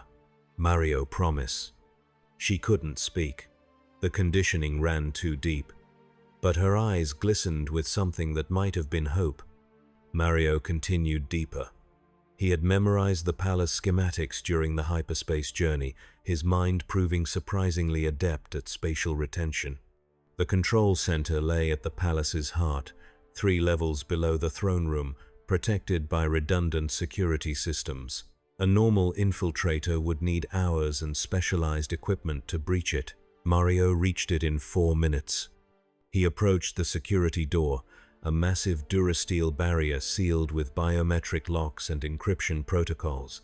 The door was designed to withstand starfighter cannons. Mario studied it for 3 seconds, then punched it. The metal crumpled, the locking mechanism shattered. The door fell inward with a crash that echoed through the maintenance level. Alarms screamed. Mario stepped through. The control center was a circular chamber lined with hollow projectors and monitoring stations. A dozen technicians stared at him in shock. Zygerian guards reached for their weapons, and at the room's center, a massive computer core pulsed with the data of 10,000 enslaved souls. Mario spoke one word: out. The technicians scrambled for the exits. The guards opened fire. Blaster bolts converged on Mario's position, enough concentrated energy to reduce a rancor to ash. Mario jumped, spinning, his body moving faster than targeting computers could track. He landed on one guard's shoulders, kicked off to reach another, grabbed a third's weapon, and redirected its fire into a fourth. In 15 seconds, every guard lay unconscious. Mario approached the computer core. He had no technical training, no understanding of Zygerian programming languages, but he understood cruelty, and he understood breaking things that deserved to be broken. He hit the core like he would hit a brick block in the Mushroom Kingdom. His fist connected with the central processor. Circuits sparked, data cascaded, and across the entire planet, every slave collar deactivated simultaneously. In the throne room, Queen Mirage Sintel sat on a chair carved from the bones of her enemies, her beauty cold and perfect. She was discussing tariffs with Padme when every screen in the palace flashed red. The Chamberlain's comlink erupted with panicked reports. "Your Majesty, the control center has been compromised. The collars, all the collars, they're offline." The Queen's face transformed from diplomatic pleasantness to fury. "Lock down the palace. Deploy all guards. Find the intruder and—" Anakin's lightsaber ignited with a snap hiss that cut through the throne room like judgment. "The only thing you'll be doing is surrendering." The Zygerian guards drew their shock whips and electrostaffs. Obi-Wan's blade joined Anakin's, the two Jedi forming a defensive wall in front of Padme. Rex and his brothers opened fire, their stun bolts dropping guards with professional efficiency. The Queen didn't flee. She stood, her own weapon materializing from her throne's armrest, an electro whip, its length crackling with enough voltage to stun a Wookiee. She struck at Anakin with surprising skill, the whip's tip lashing faster than conventional weapons. Anakin had fought slavers before. He knew their techniques. He sidestepped the strike and severed the whip's length with his lightsaber. The Queen staggered, her weapon now useless. Her guards closed in, but they were outnumbered and outmatched. One by one, they fell. Below, in the labor districts, slaves felt their collars die and understood. Thousands of voices rose in a roar that shook the city. They seized tools, overwhelmed their shocked overseers, and ran, not in panic, in purpose, toward the auction houses, toward the armories, toward freedom. The Zygerian military responded, deploying troops to suppress the uprising. But they had grown complacent, accustomed to controlling unarmed slaves rather than motivated fighters. And into that chaos came Mario. He emerged from the palace like a comet of primary colors, landing in the central plaza where Zygerian guards were forming firing lines. The slaves behind him had armed themselves with makeshift weapons, their desperation transforming into courage. Mario stood between them and annihilation. "No shooting people," he declared, spreading his arms wide. "Put down guns, walk away, no one have to get hurt." The Zygerian commander laughed. "Kill the aberration, kill all of them." 50 rifles aimed, 50 fingers tightened on triggers, and Mario jumped. What followed would be recounted in slave communities for generations. Mario became a blur, moving through the guards like a storm given flesh. He disarmed them without inflicting lethal harm, his every motion surgical in its precision. A kick here shattered a rifle, a punch there crushed a helmet. He grabbed a guard's shock baton and hurled it into the weapons rack, triggering a cascade of explosions that destroyed the armory. The freed slaves watched in awe. Then they charged. The Zygerian forces, facing coordinated resistance for the first time in centuries, broke. They retreated to their fortifications, attempting to establish defensive perimeters, but the uprising had momentum. Slaves freed other slaves. The city's worker population outnumbered their oppressors 10 to 1, and at the heart of the revolution, Mario jumped and spun and laughed, his joy infectious even amid violence. In the throne room, Queen Sintel fell to her knees. Rex had her in binders. Anakin deactivated his lightsaber, though his expression promised consequences if she attempted escape. "Your empire is over," Padme said, her voice like ice. "The Republic is claiming this world under emergency provisions. The slaves are free, and you will stand trial for crimes against sentience." The Queen's lips curled. "One planet. You've freed one planet. There are dozens of slaver strongholds across the Outer Rim, hundreds of markets, millions still in chains. You've accomplished nothing." "We've accomplished today," Obi-Wan said quietly. "Sometimes that's enough." They extracted through the palace's upper landing pad, where a Republic frigate had arrived in response to Padme's coded transmission. Clone troopers secured the area while freed slaves surged through the city, their celebration mixing with the lingering violence as Zygerian holdouts resisted. Mario met them on the landing pad, surrounded by a crowd of freed slaves who touched his shoulders and arms as if confirming he was real. The young Togruta girl from the maintenance corridor clung to his leg, crying with relief. Mario patted her head gently. "Is okay now. Collar gone. Bad guys leaving. You free. All free." Anakin approached, his expression complex. "You started a revolution." "Started freedom," Mario corrected. "Revolution is just word. Freedom is what matters." They boarded the frigate as Zygeria burned. Not literally. The fires were controlled, limited to military installations and slave processing facilities. But symbolically, the planet that had built its identity on subjugation watched that identity crumble. In the frigate's medical bay, clone medics treated the injuries sustained during the operation, remarkably few. Obi-Wan had a bruised rib from a guard's staff strike. Rex had strained his shoulder carrying an unconscious Zygerian noble, and Mario had not a single scratch, despite fighting through an entire army. Padme found him in the observation deck, watching Zygeria shrink in the viewport.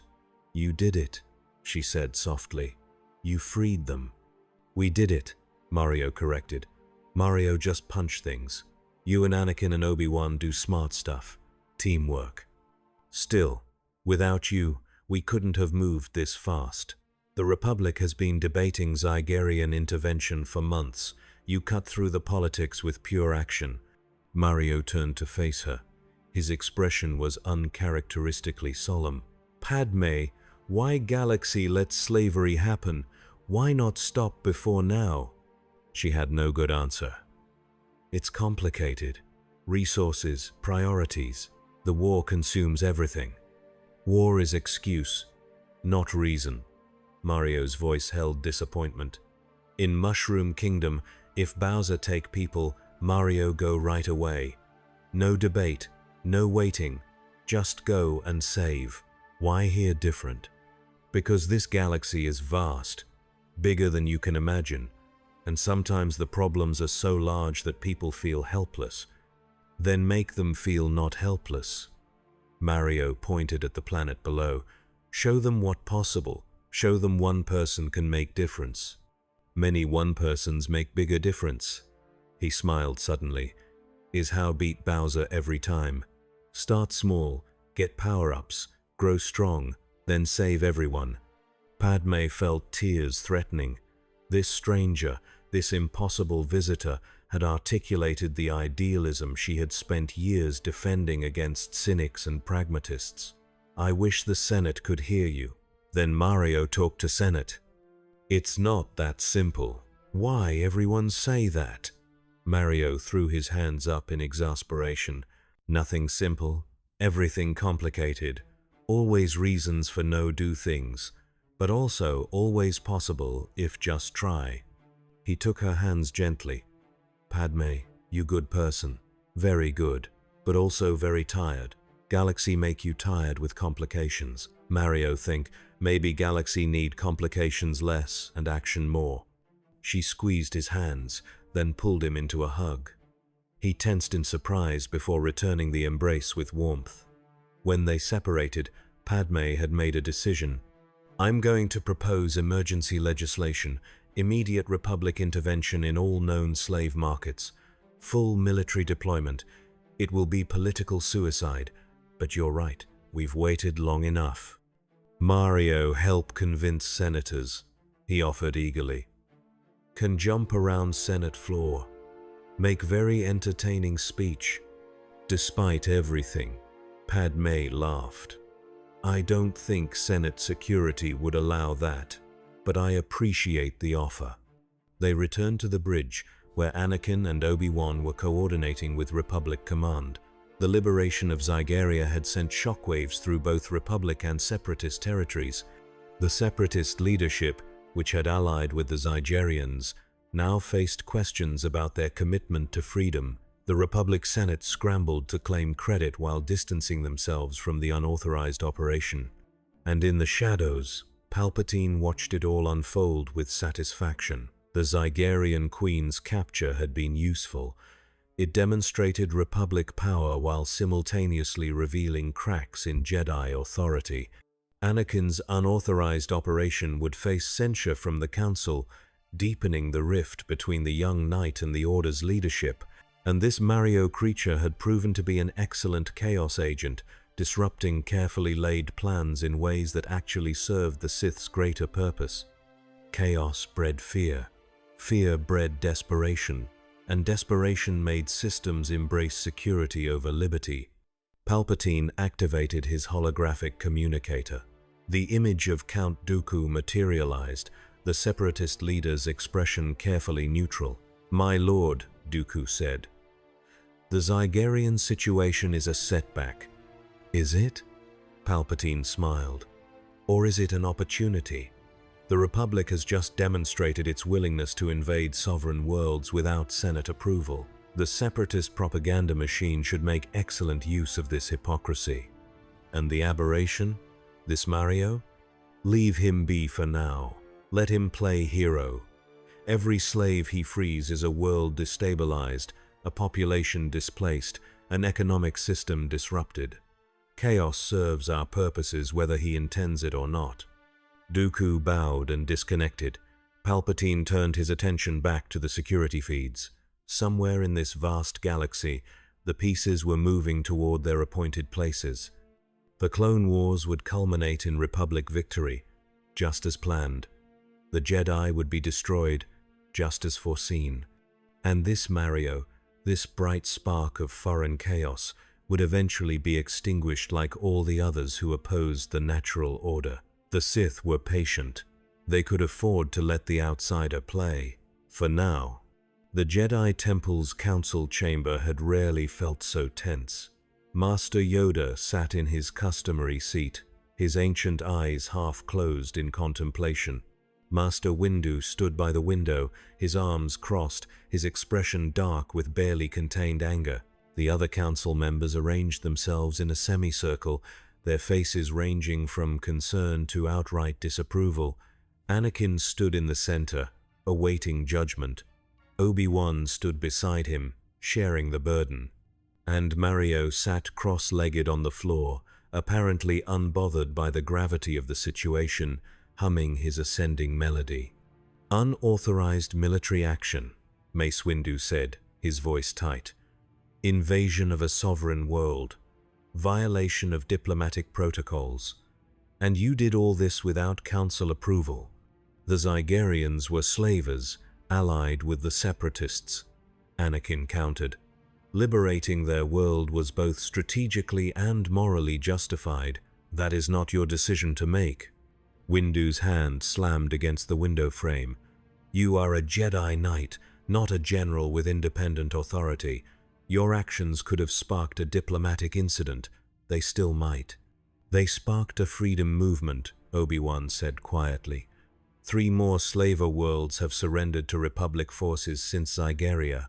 The momentum is building, built on a foundation of insubordination. Luminara Unduli observed. "Master Skywalker, we understand your personal history makes slavery particularly painful. But the Order operates through consensus and wisdom, not individual passion." Mario raised his hand like a youngling seeking permission to speak. Every eye turned to him. "Yes, Mario?" Yoda said, a hint of amusement in his tone. "Question: is Council job to follow rules or help people?" The question landed like a thermal detonator. Mace Windu's jaw tightened. "The Council's purpose is to maintain balance in the Force and guide the Order towards serving the light. Rules exist to prevent chaos, but rules also prevent action sometimes, yes?"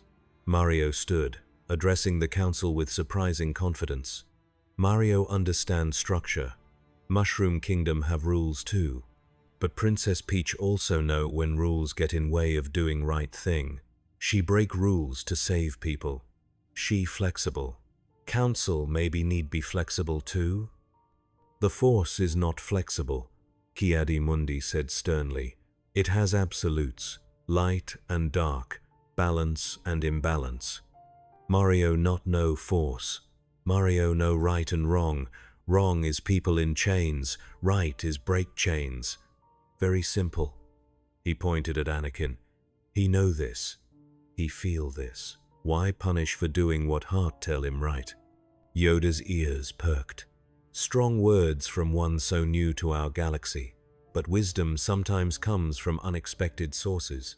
He turned to Anakin. Young Skywalker, regret your actions, do you? Anakin met the Grand Master's gaze without flinching. No, Master. I regret that it took so long to act. I regret that the Council has allowed slavery to persist while we debate strategy. But I don't regret freeing those people. And if your actions had resulted in deaths, Plo Koon asked, if the Zygerians had executed slaves in retaliation, they didn't. We planned carefully. We minimized risk. Anakin's voice remained steady. I understand the Council's concerns, but I also understand that waiting for perfect conditions means never acting at all. Obi-Wan placed a hand on his former Padawan's shoulder. Masters, if punishment is required, it should fall on me as well. I approved the operation. I participated willingly. Anakin acted with my full knowledge and consent. The Council members exchanged glances, silent communication passing through the Force. Finally, Yoda spoke. Difficult situation this is. Right action for wrong reasons. Good outcome from bad precedent. Troubled, the Force is, around these choices. His gaze found Mario. And troubled even more by one who exists beyond the Force's sight. Mario not mean to cause trouble, the plumber said earnestly. Mario just do what Mario always do. See problem, fix problem. See people hurt, help people. Is natural like breathing.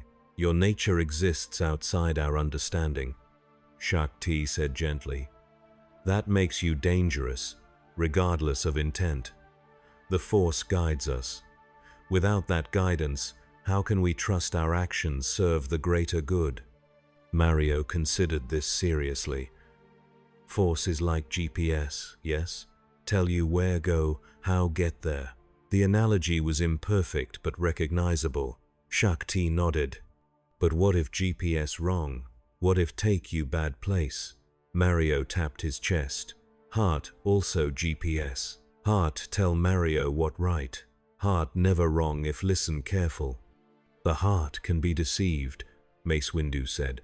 The Sith follow their passions, their hearts, and bring only darkness. Sith follow anger and hate, is different than follow compassion. Mario's expression grew unusually stern. Mario know bad guys, fight many bad guys. Bad guys always think they right too. But bad guys hurt people for selfish reasons. Good guys help people for unselfish reasons. Is big difference. Yoda leaned forward, his diminutive form radiating ancient authority. And you believe yourself good, young Mario? Mario try to be good every day. Sometimes fail, sometimes make mistakes, but always try, always work to be better. He looked around the circle of masters. Council try to be good too, yes? Then we same. Both trying, both sometimes failing, but always trying. The simplicity of his moral framework was both beautiful and frustrating. The Jedi had spent millennia developing complex philosophies around the Force, around balance, around the relationship between action and consequence. And here stood a being who reduced it all to try to be good. Yet the Zygerian slaves were free. Master Windu made his decision. Anakin Skywalker, Obi-Wan Kenobi, your actions will be noted in your records as acts of insubordination. You are both formally censured. However, given the positive outcome and the tactical value of the Zygerian liberation, no further punishment will be imposed. Anakin's relief was visible. Thank you, Masters. Do not mistake this for approval. Windu continued. The next unauthorized operation will result in suspension from active duty. The Council cannot function if every Jedi acts independently based on personal conviction. Understood, Obi-Wan said, bowing respectfully. Yoda turned his attention to Mario. And you, young one, what will you do now? Return to temple? Continue working with Skywalker? Mario thought about this. Mario want help more. Lots more people need help. Slaves, refugees, people hurt by war. Where they are, Mario go. The war affects billions across thousands of worlds, Kit Fisto said. You cannot help them all. Can try. Even if help only one more person is worth it. Mario's conviction was absolute. In Mushroom Kingdom, Mario saved one toad at a time. Many toads later, everyone saved. Same here. Padme's voice came through a holographic communicator that activated with the Council's permission. Masters, I have a proposal. Mario has proven effective at operations requiring minimal force and maximum discretion. Let me assign him to diplomatic missions where Republic military action would be inappropriate. Hostage situations, humanitarian crises, refugee extractions. You propose making him an agent of the Senate? Mace Windu's skepticism was evident. I propose giving him structure and oversight. Currently, he operates independently, which creates the chaos you fear. Under Senate authority, his actions become accountable. The logic was sound, if politically motivated. Yoda closed his eyes, searching the Force for guidance. As always, when Mario was involved, the Force offered nothing. No visions, no warnings. Just that maddening absence. Acceptable this may be, Yoda said slowly, but condition impose, we must. Guardian assigned to Mario, Jedi to observe and report. Ensure balance maintained. I volunteer, Obi-Wan said immediately. Anakin looked at his former master in surprise. Obi-Wan met his gaze with subtle communication. Someone needed to keep Mario out of trouble, and better a friend than an adversary. Wise choice, Master Kenobi, Yoda said with what might have been amusement. Patience you have learned. Need it with this one, you will. Hey, Mario protested. Mario, not that difficult. You infiltrated a separatist frigate by riding an escape pod through a space battle, Obi-Wan said dryly. Your definition of difficult needs recalibration. The tension in the chamber broke. Even Mace Windu's expression softened fractionally. The Council gave their blessing, and the strange partnership was formalized. Mario would serve as a Republic agent under Padme's authority, with Obi-Wan as his minder and Anakin available for support when needed. As they left the Council chamber, Rex met them in the hallway.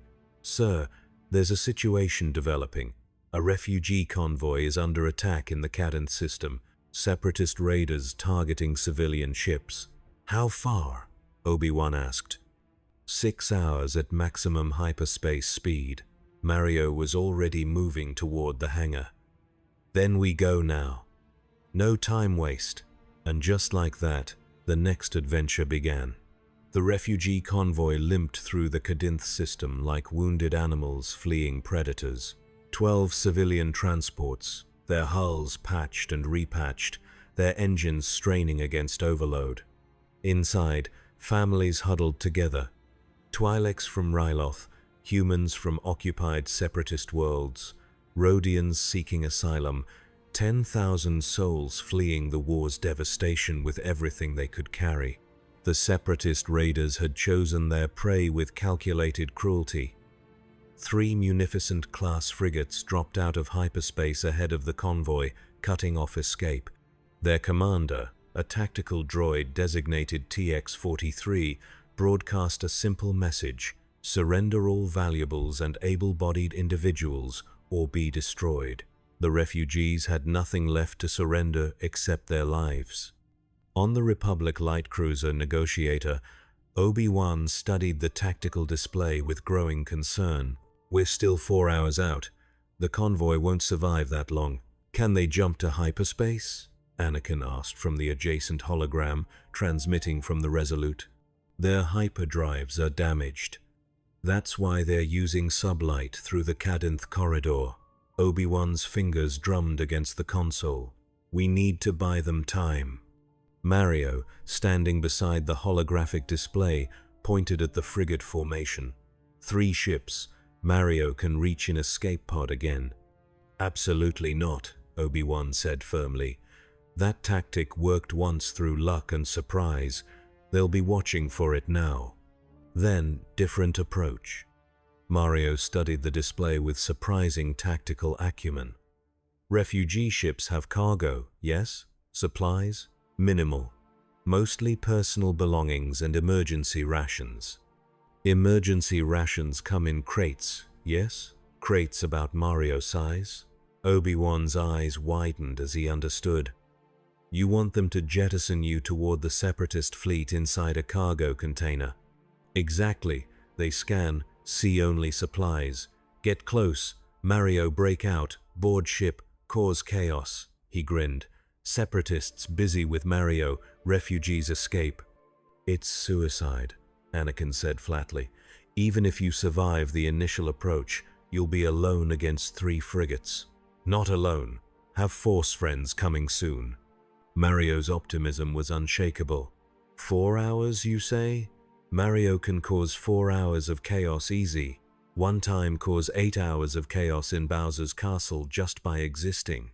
Rex entered the bridge, his armor still bearing scorch marks from the Zygerian operation. Sirs, the refugee convoy is requesting immediate assistance. The Separatists are moving to firing positions. Obi-Wan made his decision. Contact the convoy. Tell them to prepare a cargo container for emergency deployment. And tell them help is coming, though they probably won't believe it. 20 minutes later, Mario floated through space inside a reinforced cargo container modified with minimal life support. The refugees had been horrified by the plan until they met him. His cheerfulness in the face of certain death had convinced them that either he was insane or actually capable of succeeding. Either way, their options were limited. The container tumbled toward the Separatist frigates, broadcasting an automated distress beacon. TX-43 scanned it with mechanical efficiency. Cargo container, Class 7. Standard refugee designation. Contents: emergency rations and personal effects. Value: negligible. Conclusion: ignore.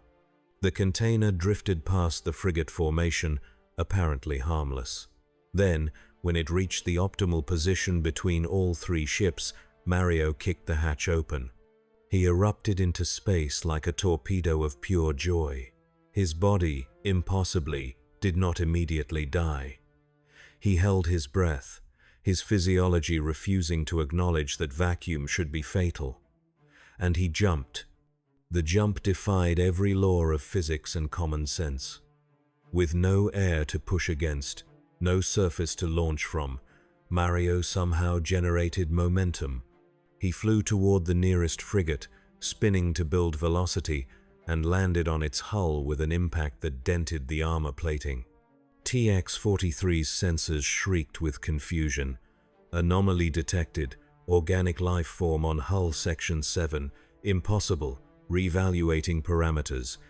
Mario ran across the hull, his boots somehow finding purchase on the smooth metal. He reached an airlock, grabbed its external release handle, and pulled. The mechanism tore free with a shower of sparks. Atmosphere vented explosively, creating a temporary opening. Mario dove through before the emergency seals engaged. He landed in a maintenance corridor, immediately surrounded by battle droids that had been stationed nearby. They opened fire without hesitation. Mario grinned. "Let's go." What followed was controlled chaos. Mario moved through the frigate like a pinball, bouncing between walls, ceiling, and droids with equal enthusiasm. He disabled weapons, destroyed control consoles, and generally made himself the most annoying possible presence. The battle droids attempted to coordinate, but Mario's movements defied their targeting algorithms. TX-43 diverted half its combat droids to hunt the intruder. This proved to be exactly the wrong decision. On the refugee transports, the organic crew members noticed the separatist frigate's attention had shifted. Their weapons stopped tracking the convoy. Their formation broke as they attempted to deal with an internal threat. The convoy's leader, a Twi'lek engineer named Nira, seized the opportunity. All ships, maximum thrust, get to minimum jump distance and engage hyperdrives on my mark. The transports lurched forward, their damaged engines screaming in protest. The separatists noticed too late. TX-43 attempted to redirect fire, but Mario had reached the frigate's primary weapons control. He punched the console, shattering the targeting computer. Oops, Mario break important thing. Very clumsy. The frigate's turbo lasers fell silent.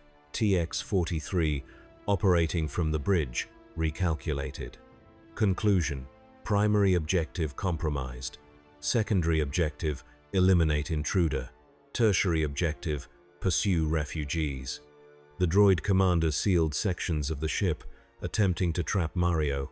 Bulkheads slammed shut. Atmospheric vents released knockout gas, security measures that would incapacitate any normal organic.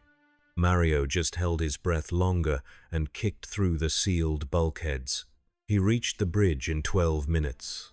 TX-43 stood at the command console, flanked by super battle droids and destroyer droids. The tactical droids' photoreceptors glowed with what might have been respect. Anomaly identification. Mario. Republic agent. Threat level: critical. Recommendation: total destruction. Every weapon in the bridge opened fire. The super battle droids unleashed wrist rockets. The destroyer droids activated their shields and heavy blasters. TX-43 itself wielded a commandeered blaster rifle. The bridge became a storm of energy and explosives. Mario jumped through it all. He used a super battle droid's head as a springboard, kicked a destroyer droid's shield generator into overload, grabbed TX-43's rifle, and used it to club another droid. His movements were so fast, so unpredictable, that the droids accidentally shot each other trying to track him. TX-43 fell last, its processors sparking as Mario's fist crushed its cranial unit. The tactical droid's final calculation was incomplete.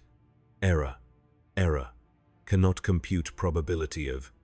Silence descended on the bridge. Mario stood amid the wreckage, breathing hard but grinning.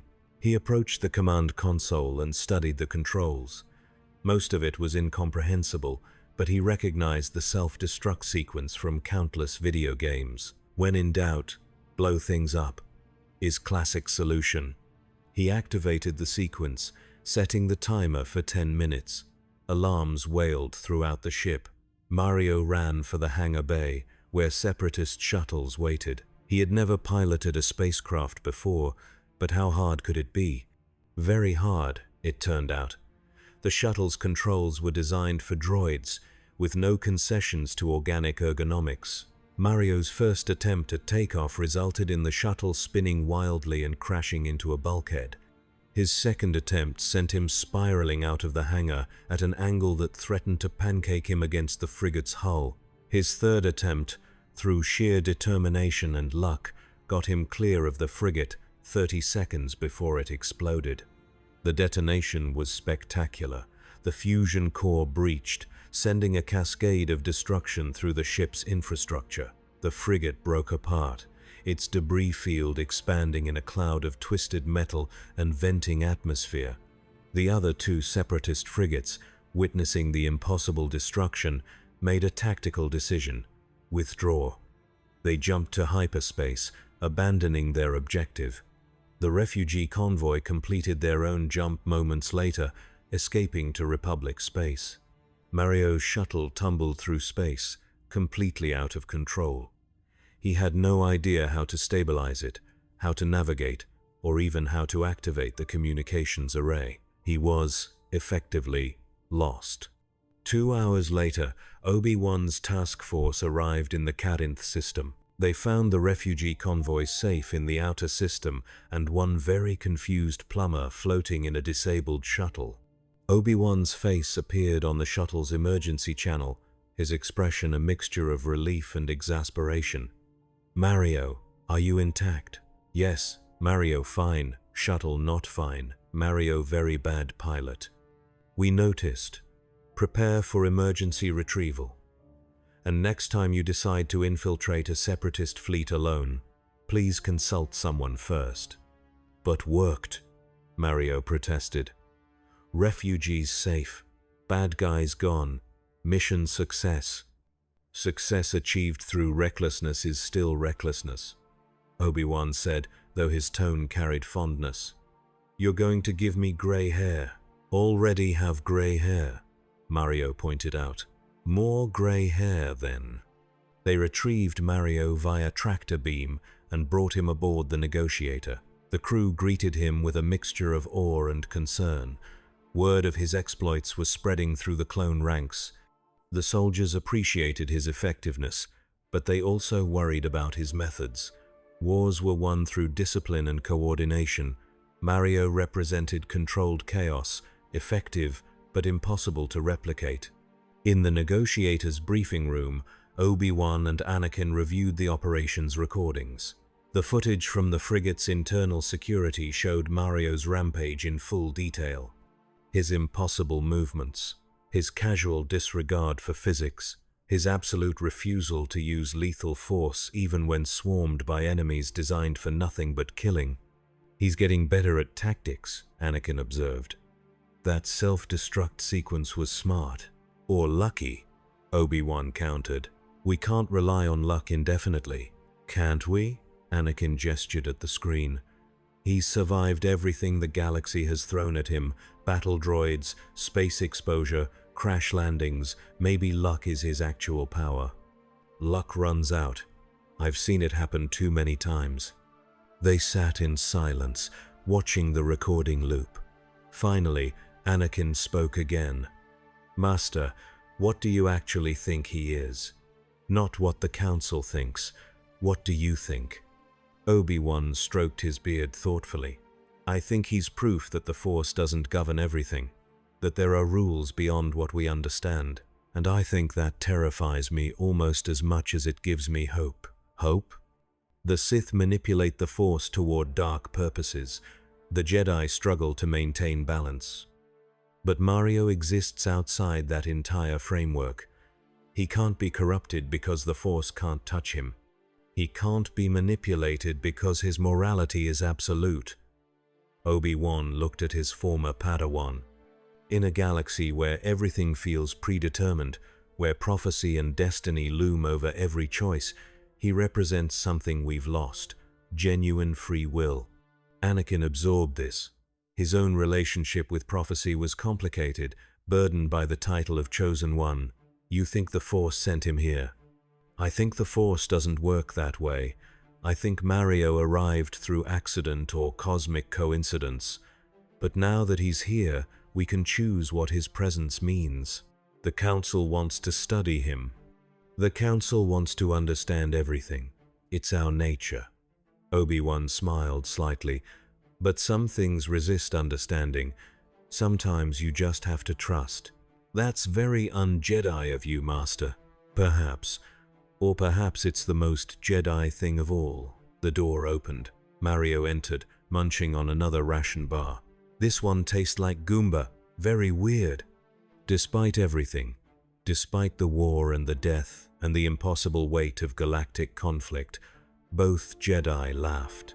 And in that laughter, something shifted. A small thing, barely measurable, but real. The galaxy had grown accustomed to darkness. Mario was teaching it to smile again. Coruscant's Senate building crowned the Republic's capital like a declaration of democracy's promise. Its massive rotunda housed representatives from 10,000 worlds, each granted voice in the galaxy's governance. The chamber's architecture inspired awe. Sweeping curves, hovering repulsor platforms, holographic displays that conveyed information in real time. From this place, The clone wars were prosecuted. Here, the Republic's ideals fought against pragmatic necessity. Today, Senator Padme Amidala would give the most important speech of her career. She stood in her senatorial pod, which had detached from its docking position and floated toward the chamber's center. Thousands of representatives watched, their expressions ranging from support to hostility. Chancellor Palpatine presided from his position of authority, his face pleasant and encouraging. Beside Padme stood Mario, dressed in what passed for formal attire, his usual overalls, but freshly washed, and a red bow tie that Dorme had convinced him to wear. "Senators of the Republic," Padme began, her voice amplified throughout the chamber. "For 3 years, we have prosecuted a war against the Separatist alliance. We have debated strategies, allocated resources, and mourned our losses. But while we focused on external enemies, we have ignored a cancer within our own territory." Murmurs rippled through the chamber. Padme pressed forward. "Slavery. It persists in Republic space despite our supposed commitment to freedom. The Zygerian operation revealed not an isolated incident, but a systemic failure. Hundreds of worlds profit from sentient bondage. Thousands of businesses rely on enslaved labor, and we, the Senate, have permitted this through inaction." The murmurs grew louder. Senators from corporate interests shifted uncomfortably. Representatives from outer rim systems, where enforcement was weakest, exchanged concerned glances. "I propose Emergency Resolution 2517, the Immediate Abolition Act. This resolution would authorize Republic military forces to liberate all enslaved populations within our territory and levy severe penalties against any entity engaged in the slave trade." Chaos erupted. A Muan senator rose, his elongated features twisted with outrage. "Senator Amidala, this would destroy entire economic sectors. The financial impact alone is less important than sentient rights." Padme cut him off. "This Senate has always claimed moral superiority over the Separatists. Yet we tolerate the same evils we condemn. Our hypocrisy is the Confederacy's greatest recruiting tool." A Nemoidian representative hissed into his microphone. "The Trade Federation demands evidence of widespread slavery within Republic territory. You make accusations without proof." Mario stepped forward to the pod's edge. Every eye in the chamber tracked him, this strange small being who had become infamous in recent weeks. He cleared his throat. "Hello, Senate. Mario has proof. Is called Went to Places and Saw Chains. Very simple research method." Laughter rippled through portions of the chamber. The Neimoidian sputtered. Padme activated a holographic display showing images from a dozen worlds. Slaves in industrial facilities, children working in mines, beings collared and branded like animals. The evidence was irrefutable and damning. "These images were collected over the past month," Padme continued. "Master Kenobi and Mario have documented slavery operations on 16 Republic worlds. 16, not Outer Rim, not frontier territories, core systems. Worlds within 2 hyperspace jumps of this very building." The chamber fell silent. The holographic images rotated slowly, each one a condemnation. Senator Bail Organa rose, his Alderaanian delegation voicing strong support. "Senator Amidala's proposal has my complete backing.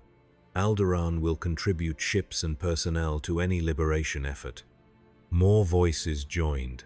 Mon Mothma from Chandrila, Gambel Iblis from Corellia.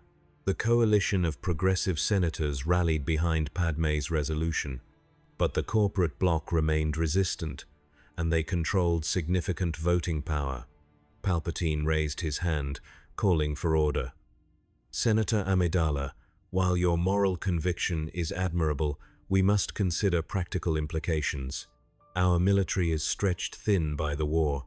Deploying forces for internal policing could weaken our defensive posture. Then end the war."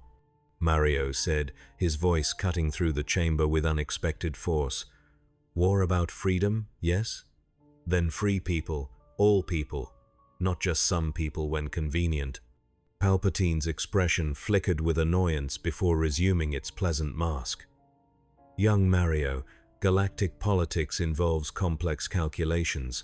We cannot simply end a war through wishful thinking. Can end war by talking, by listening, by finding what separatists actually want and giving if reasonable. Mario's gaze fixed on the Chancellor with uncomfortable intensity. But maybe some people want war to end. Maybe war useful for some people. Make them powerful. Make them important. Make them in control. The chamber erupted in outrage and agreement in equal measure. Palpatine's supporters shouted down the accusation. His opposition seized on it as evidence of the Chancellor's war profiteering. Through it all, Palpatine himself maintained perfect composure, though his eyes gleamed with something cold. Padme placed a hand on Mario's shoulder. What my colleague means is that we have options beyond perpetual conflict. The Separatists' core grievances about Republic corruption are not unfounded. If we demonstrate genuine commitment to justice by eliminating slavery, we undermine their moral argument. And strengthen our own, Bail Organa added. Senator Amidala is correct. This is not merely about slaves, it is about who we are as a republic. The debate raged for 3 hours. Corporate senators argued economics. Progressive senators argued ethics. Military representatives discussed logistics. And through it all, Mario sat patiently, occasionally offering observations that were either profound or naive depending on one's perspective. Finally, Palpatine called for a vote. The resolution needed 60% to pass immediate implementation. As the votes tallied on the holographic display, the chamber held its breath. 58% in favor, 42% against. The resolution failed by 2 percentage points. Padme's face remained composed, but Dorme, watching from the senatorial offices, felt her heart break. So close. They had been so close. Mario stood, addressing the chamber one final time. Senators vote no to freedom, is sad, is wrong, but Mario not stop. With Senate or without Senate, Mario keep freeing slaves. Because is right thing. If Senate no want help, fine. But Mario think Senate regret this choice. He hopped down from the pod and walked toward the exit. The chamber watched him go, this impossible creature who had condemned them all with simple honesty. Palpatine adjourned the session. As senators filed out, discussing the vote's implications, the Chancellor retreated to his private office. There, he allowed his pleasant mask to slip. The Mario problem had grown beyond irritation. The creature was influencing senators, inspiring populations, and generally disrupting the careful balance Palpatine had cultivated. Worse, his moral absolutism was making the Jedi look compromised by comparison. If allowed to continue, he could actually threaten the Sith's grand design. Palpatine activated his secure holocom.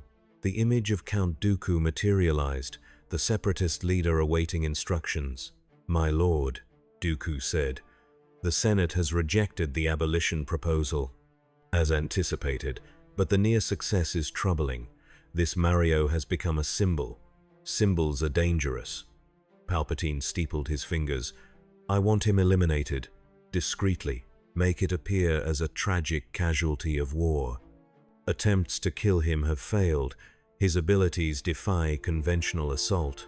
Then use unconventional methods. The Zygerians seek revenge for their queen's capture. The Hutt cartels fear his anti-slavery stance will disrupt their operations. Even among the Republic, certain senators would prefer his silence." Palpatine's smile was cold. "Coordinate these interests. Create a situation he cannot survive through jumping and cheerfulness." Dooku bowed. "It will be done, my lord." The hologram faded. Palpatine gazed out at Coruscant's endless skyline, his mind calculating futures and probabilities. Everything remained on course. The Clone Wars would culminate in Republic victory and Jedi destruction. Order would emerge from chaos. But first, the chaos needed to be controlled, and Mario represented chaos incarnate. The trap was sophisticated, drawing on resources from 3 separate criminal organizations and separatist intelligence. They chose Ryloth, the Twi'lek homeworld, as the hunting ground. The planet was still recovering from separatist occupation, its population vulnerable and desperate. Word was spread through refugee networks that a major slave auction would occur in the Badlands, far from Republic oversight. Mario heard the rumor within hours. Obi-Wan tried to counsel caution. "It's too convenient," the Jedi Master said as they reviewed the intelligence aboard a Republic frigate. "A major slave operation in the exact location where you're most likely to respond. This is a trap." "Is always trap," Mario said cheerfully. Bowser always set traps. Castles full of traps. Lava, spikes, thwomps, booze. Mario still win because traps no matter when doing right thing. This isn't the Mushroom Kingdom. These opponents are intelligent, organized, and specifically targeting you. Then will be interesting fight. Mario's enthusiasm was undiminished. Obi-Wan, people in danger, slaves waiting for rescue. Mario no can ignore because maybe dangerous. Danger is just part of job. Anakin, present via hologram from the Resolute, voiced his opinion. "He's right, Master. We can't let this opportunity pass just because it's risky. We'll provide support. The 501st can deploy ground troops." "And announce our presence immediately," Obi-Wan countered. "The moment Republic forces appear, the slavers will scatter or execute their captives. We need a more subtle approach." They debated for another hour before settling on a plan. Mario would infiltrate the auction alone, gathering intelligence and disrupting operations. Obi-Wan would shadow him at a distance, ready to intervene if necessary. Anakin would maintain a blockade in orbit, preventing escape. Clone commandos would secure the perimeter once the operation began. It was a reasonable plan. It accounted for most variables. It did not account for Asajj Ventress. The Dathomirian assassin had been monitoring Republic communications, searching for opportunities to strike at Jedi targets. When she learned of the planned operation on Ryloth, she recognized potential. The strange creature called Mario had embarrassed the Separatist military multiple times. Count Dooku wanted him dead. Ventress wanted to prove her worth after recent failures. She arrived at Ryloth a day early, coordinating with the Zygerian slavers and Hutt mercenaries who had organized the auction. Together they prepared an arena, a circular depression in the Badlands surrounded by sheer cliffs. Energy barriers would trap anyone inside. Automated weapons platforms would provide overwhelming firepower. And at the center, 50 genuine slaves would serve as bait and hostages. When Mario arrived, descending from Obi-Wan's ship in a solo shuttle, he flew directly into the killing ground. The shuttle touched down on the Badlands' cracked earth. Mario emerged, immediately assessing the situation. The slaves were there, collared and bound, guarded by Zygerian overseers and battle droids.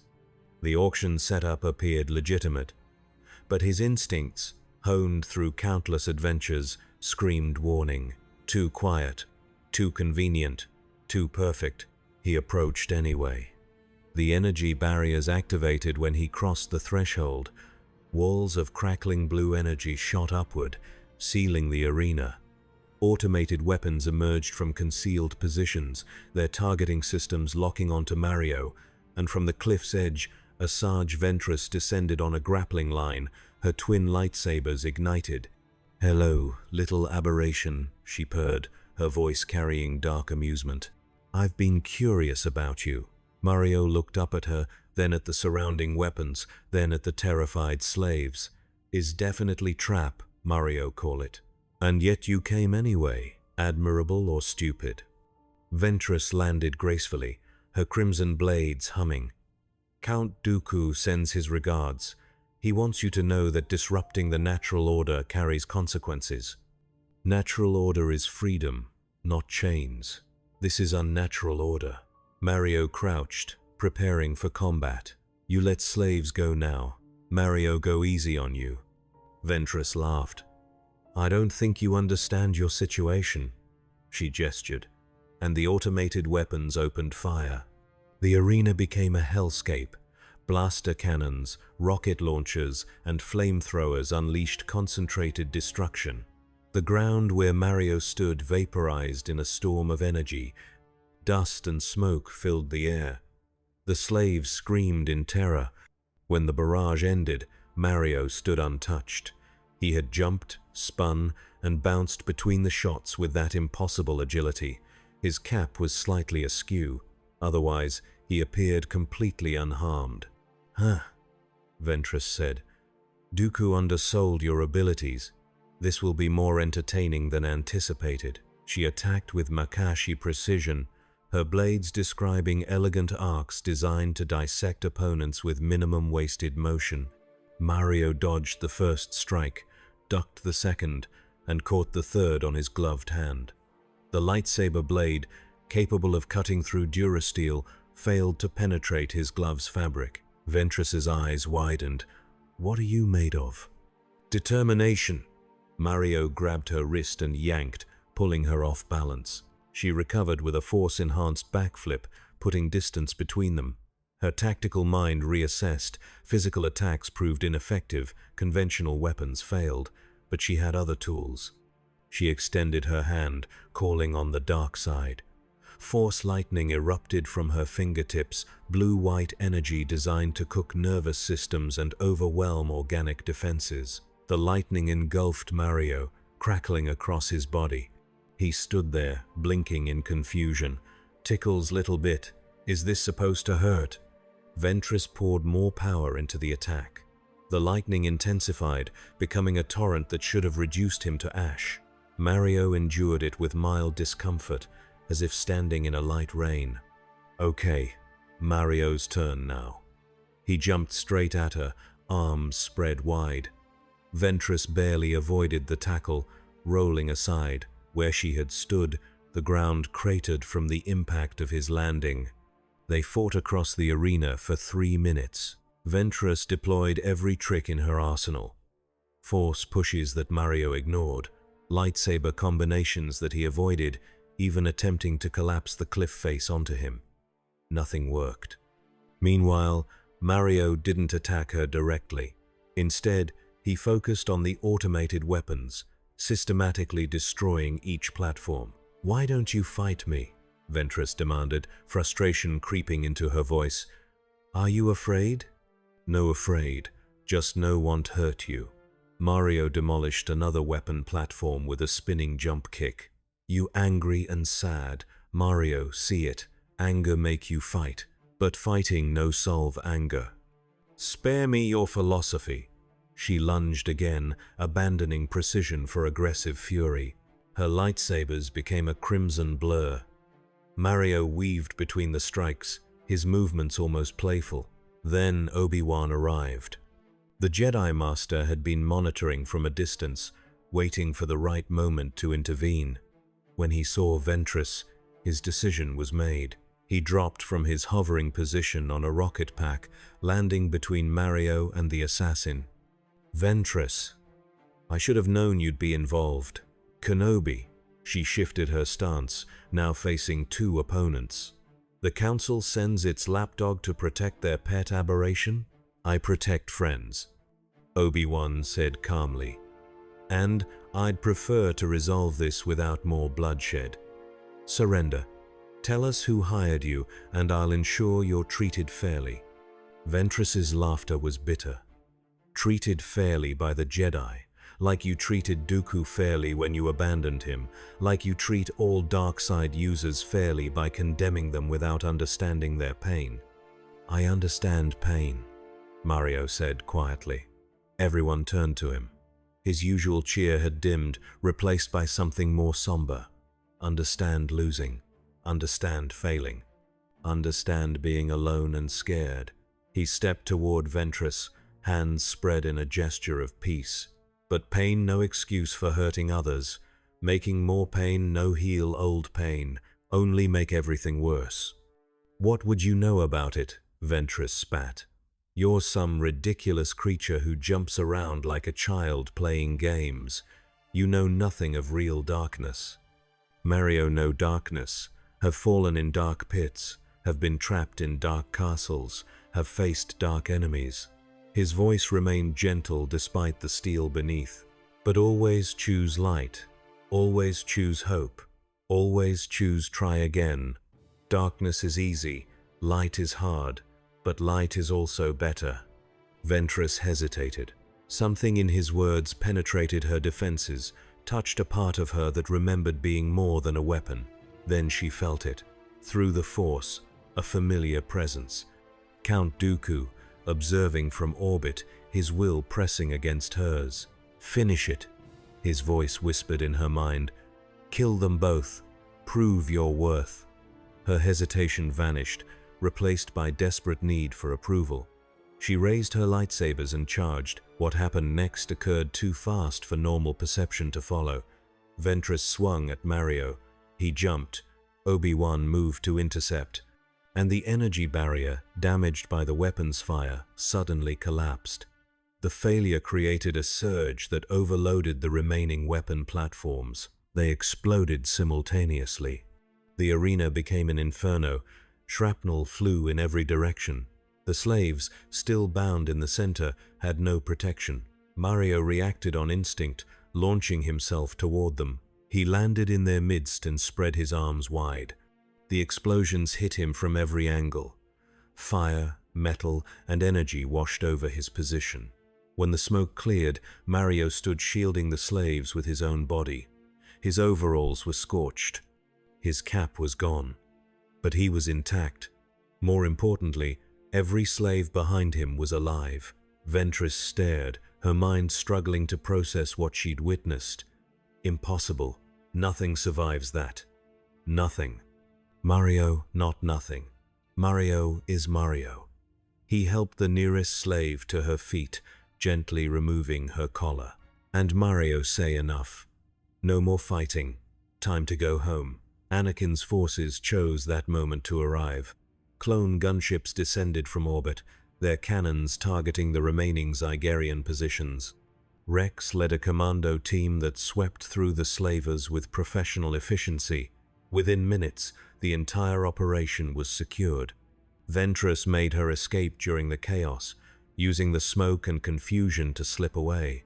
Obi-Wan considered pursuing, but chose to help with the slaves instead. Some fights could wait. As Republic medics tended to the freed captives, Mario sat on a rock, looking uncharacteristically tired. Obi-Wan approached, carrying the red cap he'd retrieved from the blast zone. "You saved them," the Jedi Master said, handing over the cap. "Was close. Very close." Mario put the cap back on, adjusting it carefully. "Obi-Wan, Mario have question.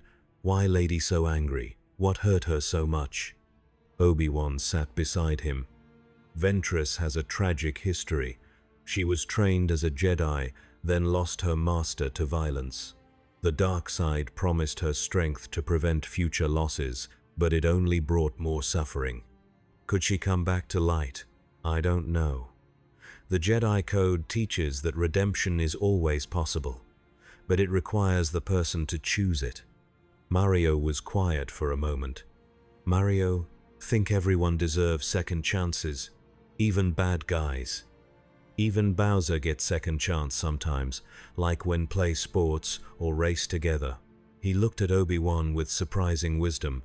"Galaxy very good at punish, maybe need be better at forgive. Forgiveness without justice is just permissiveness. Justice without mercy is just revenge."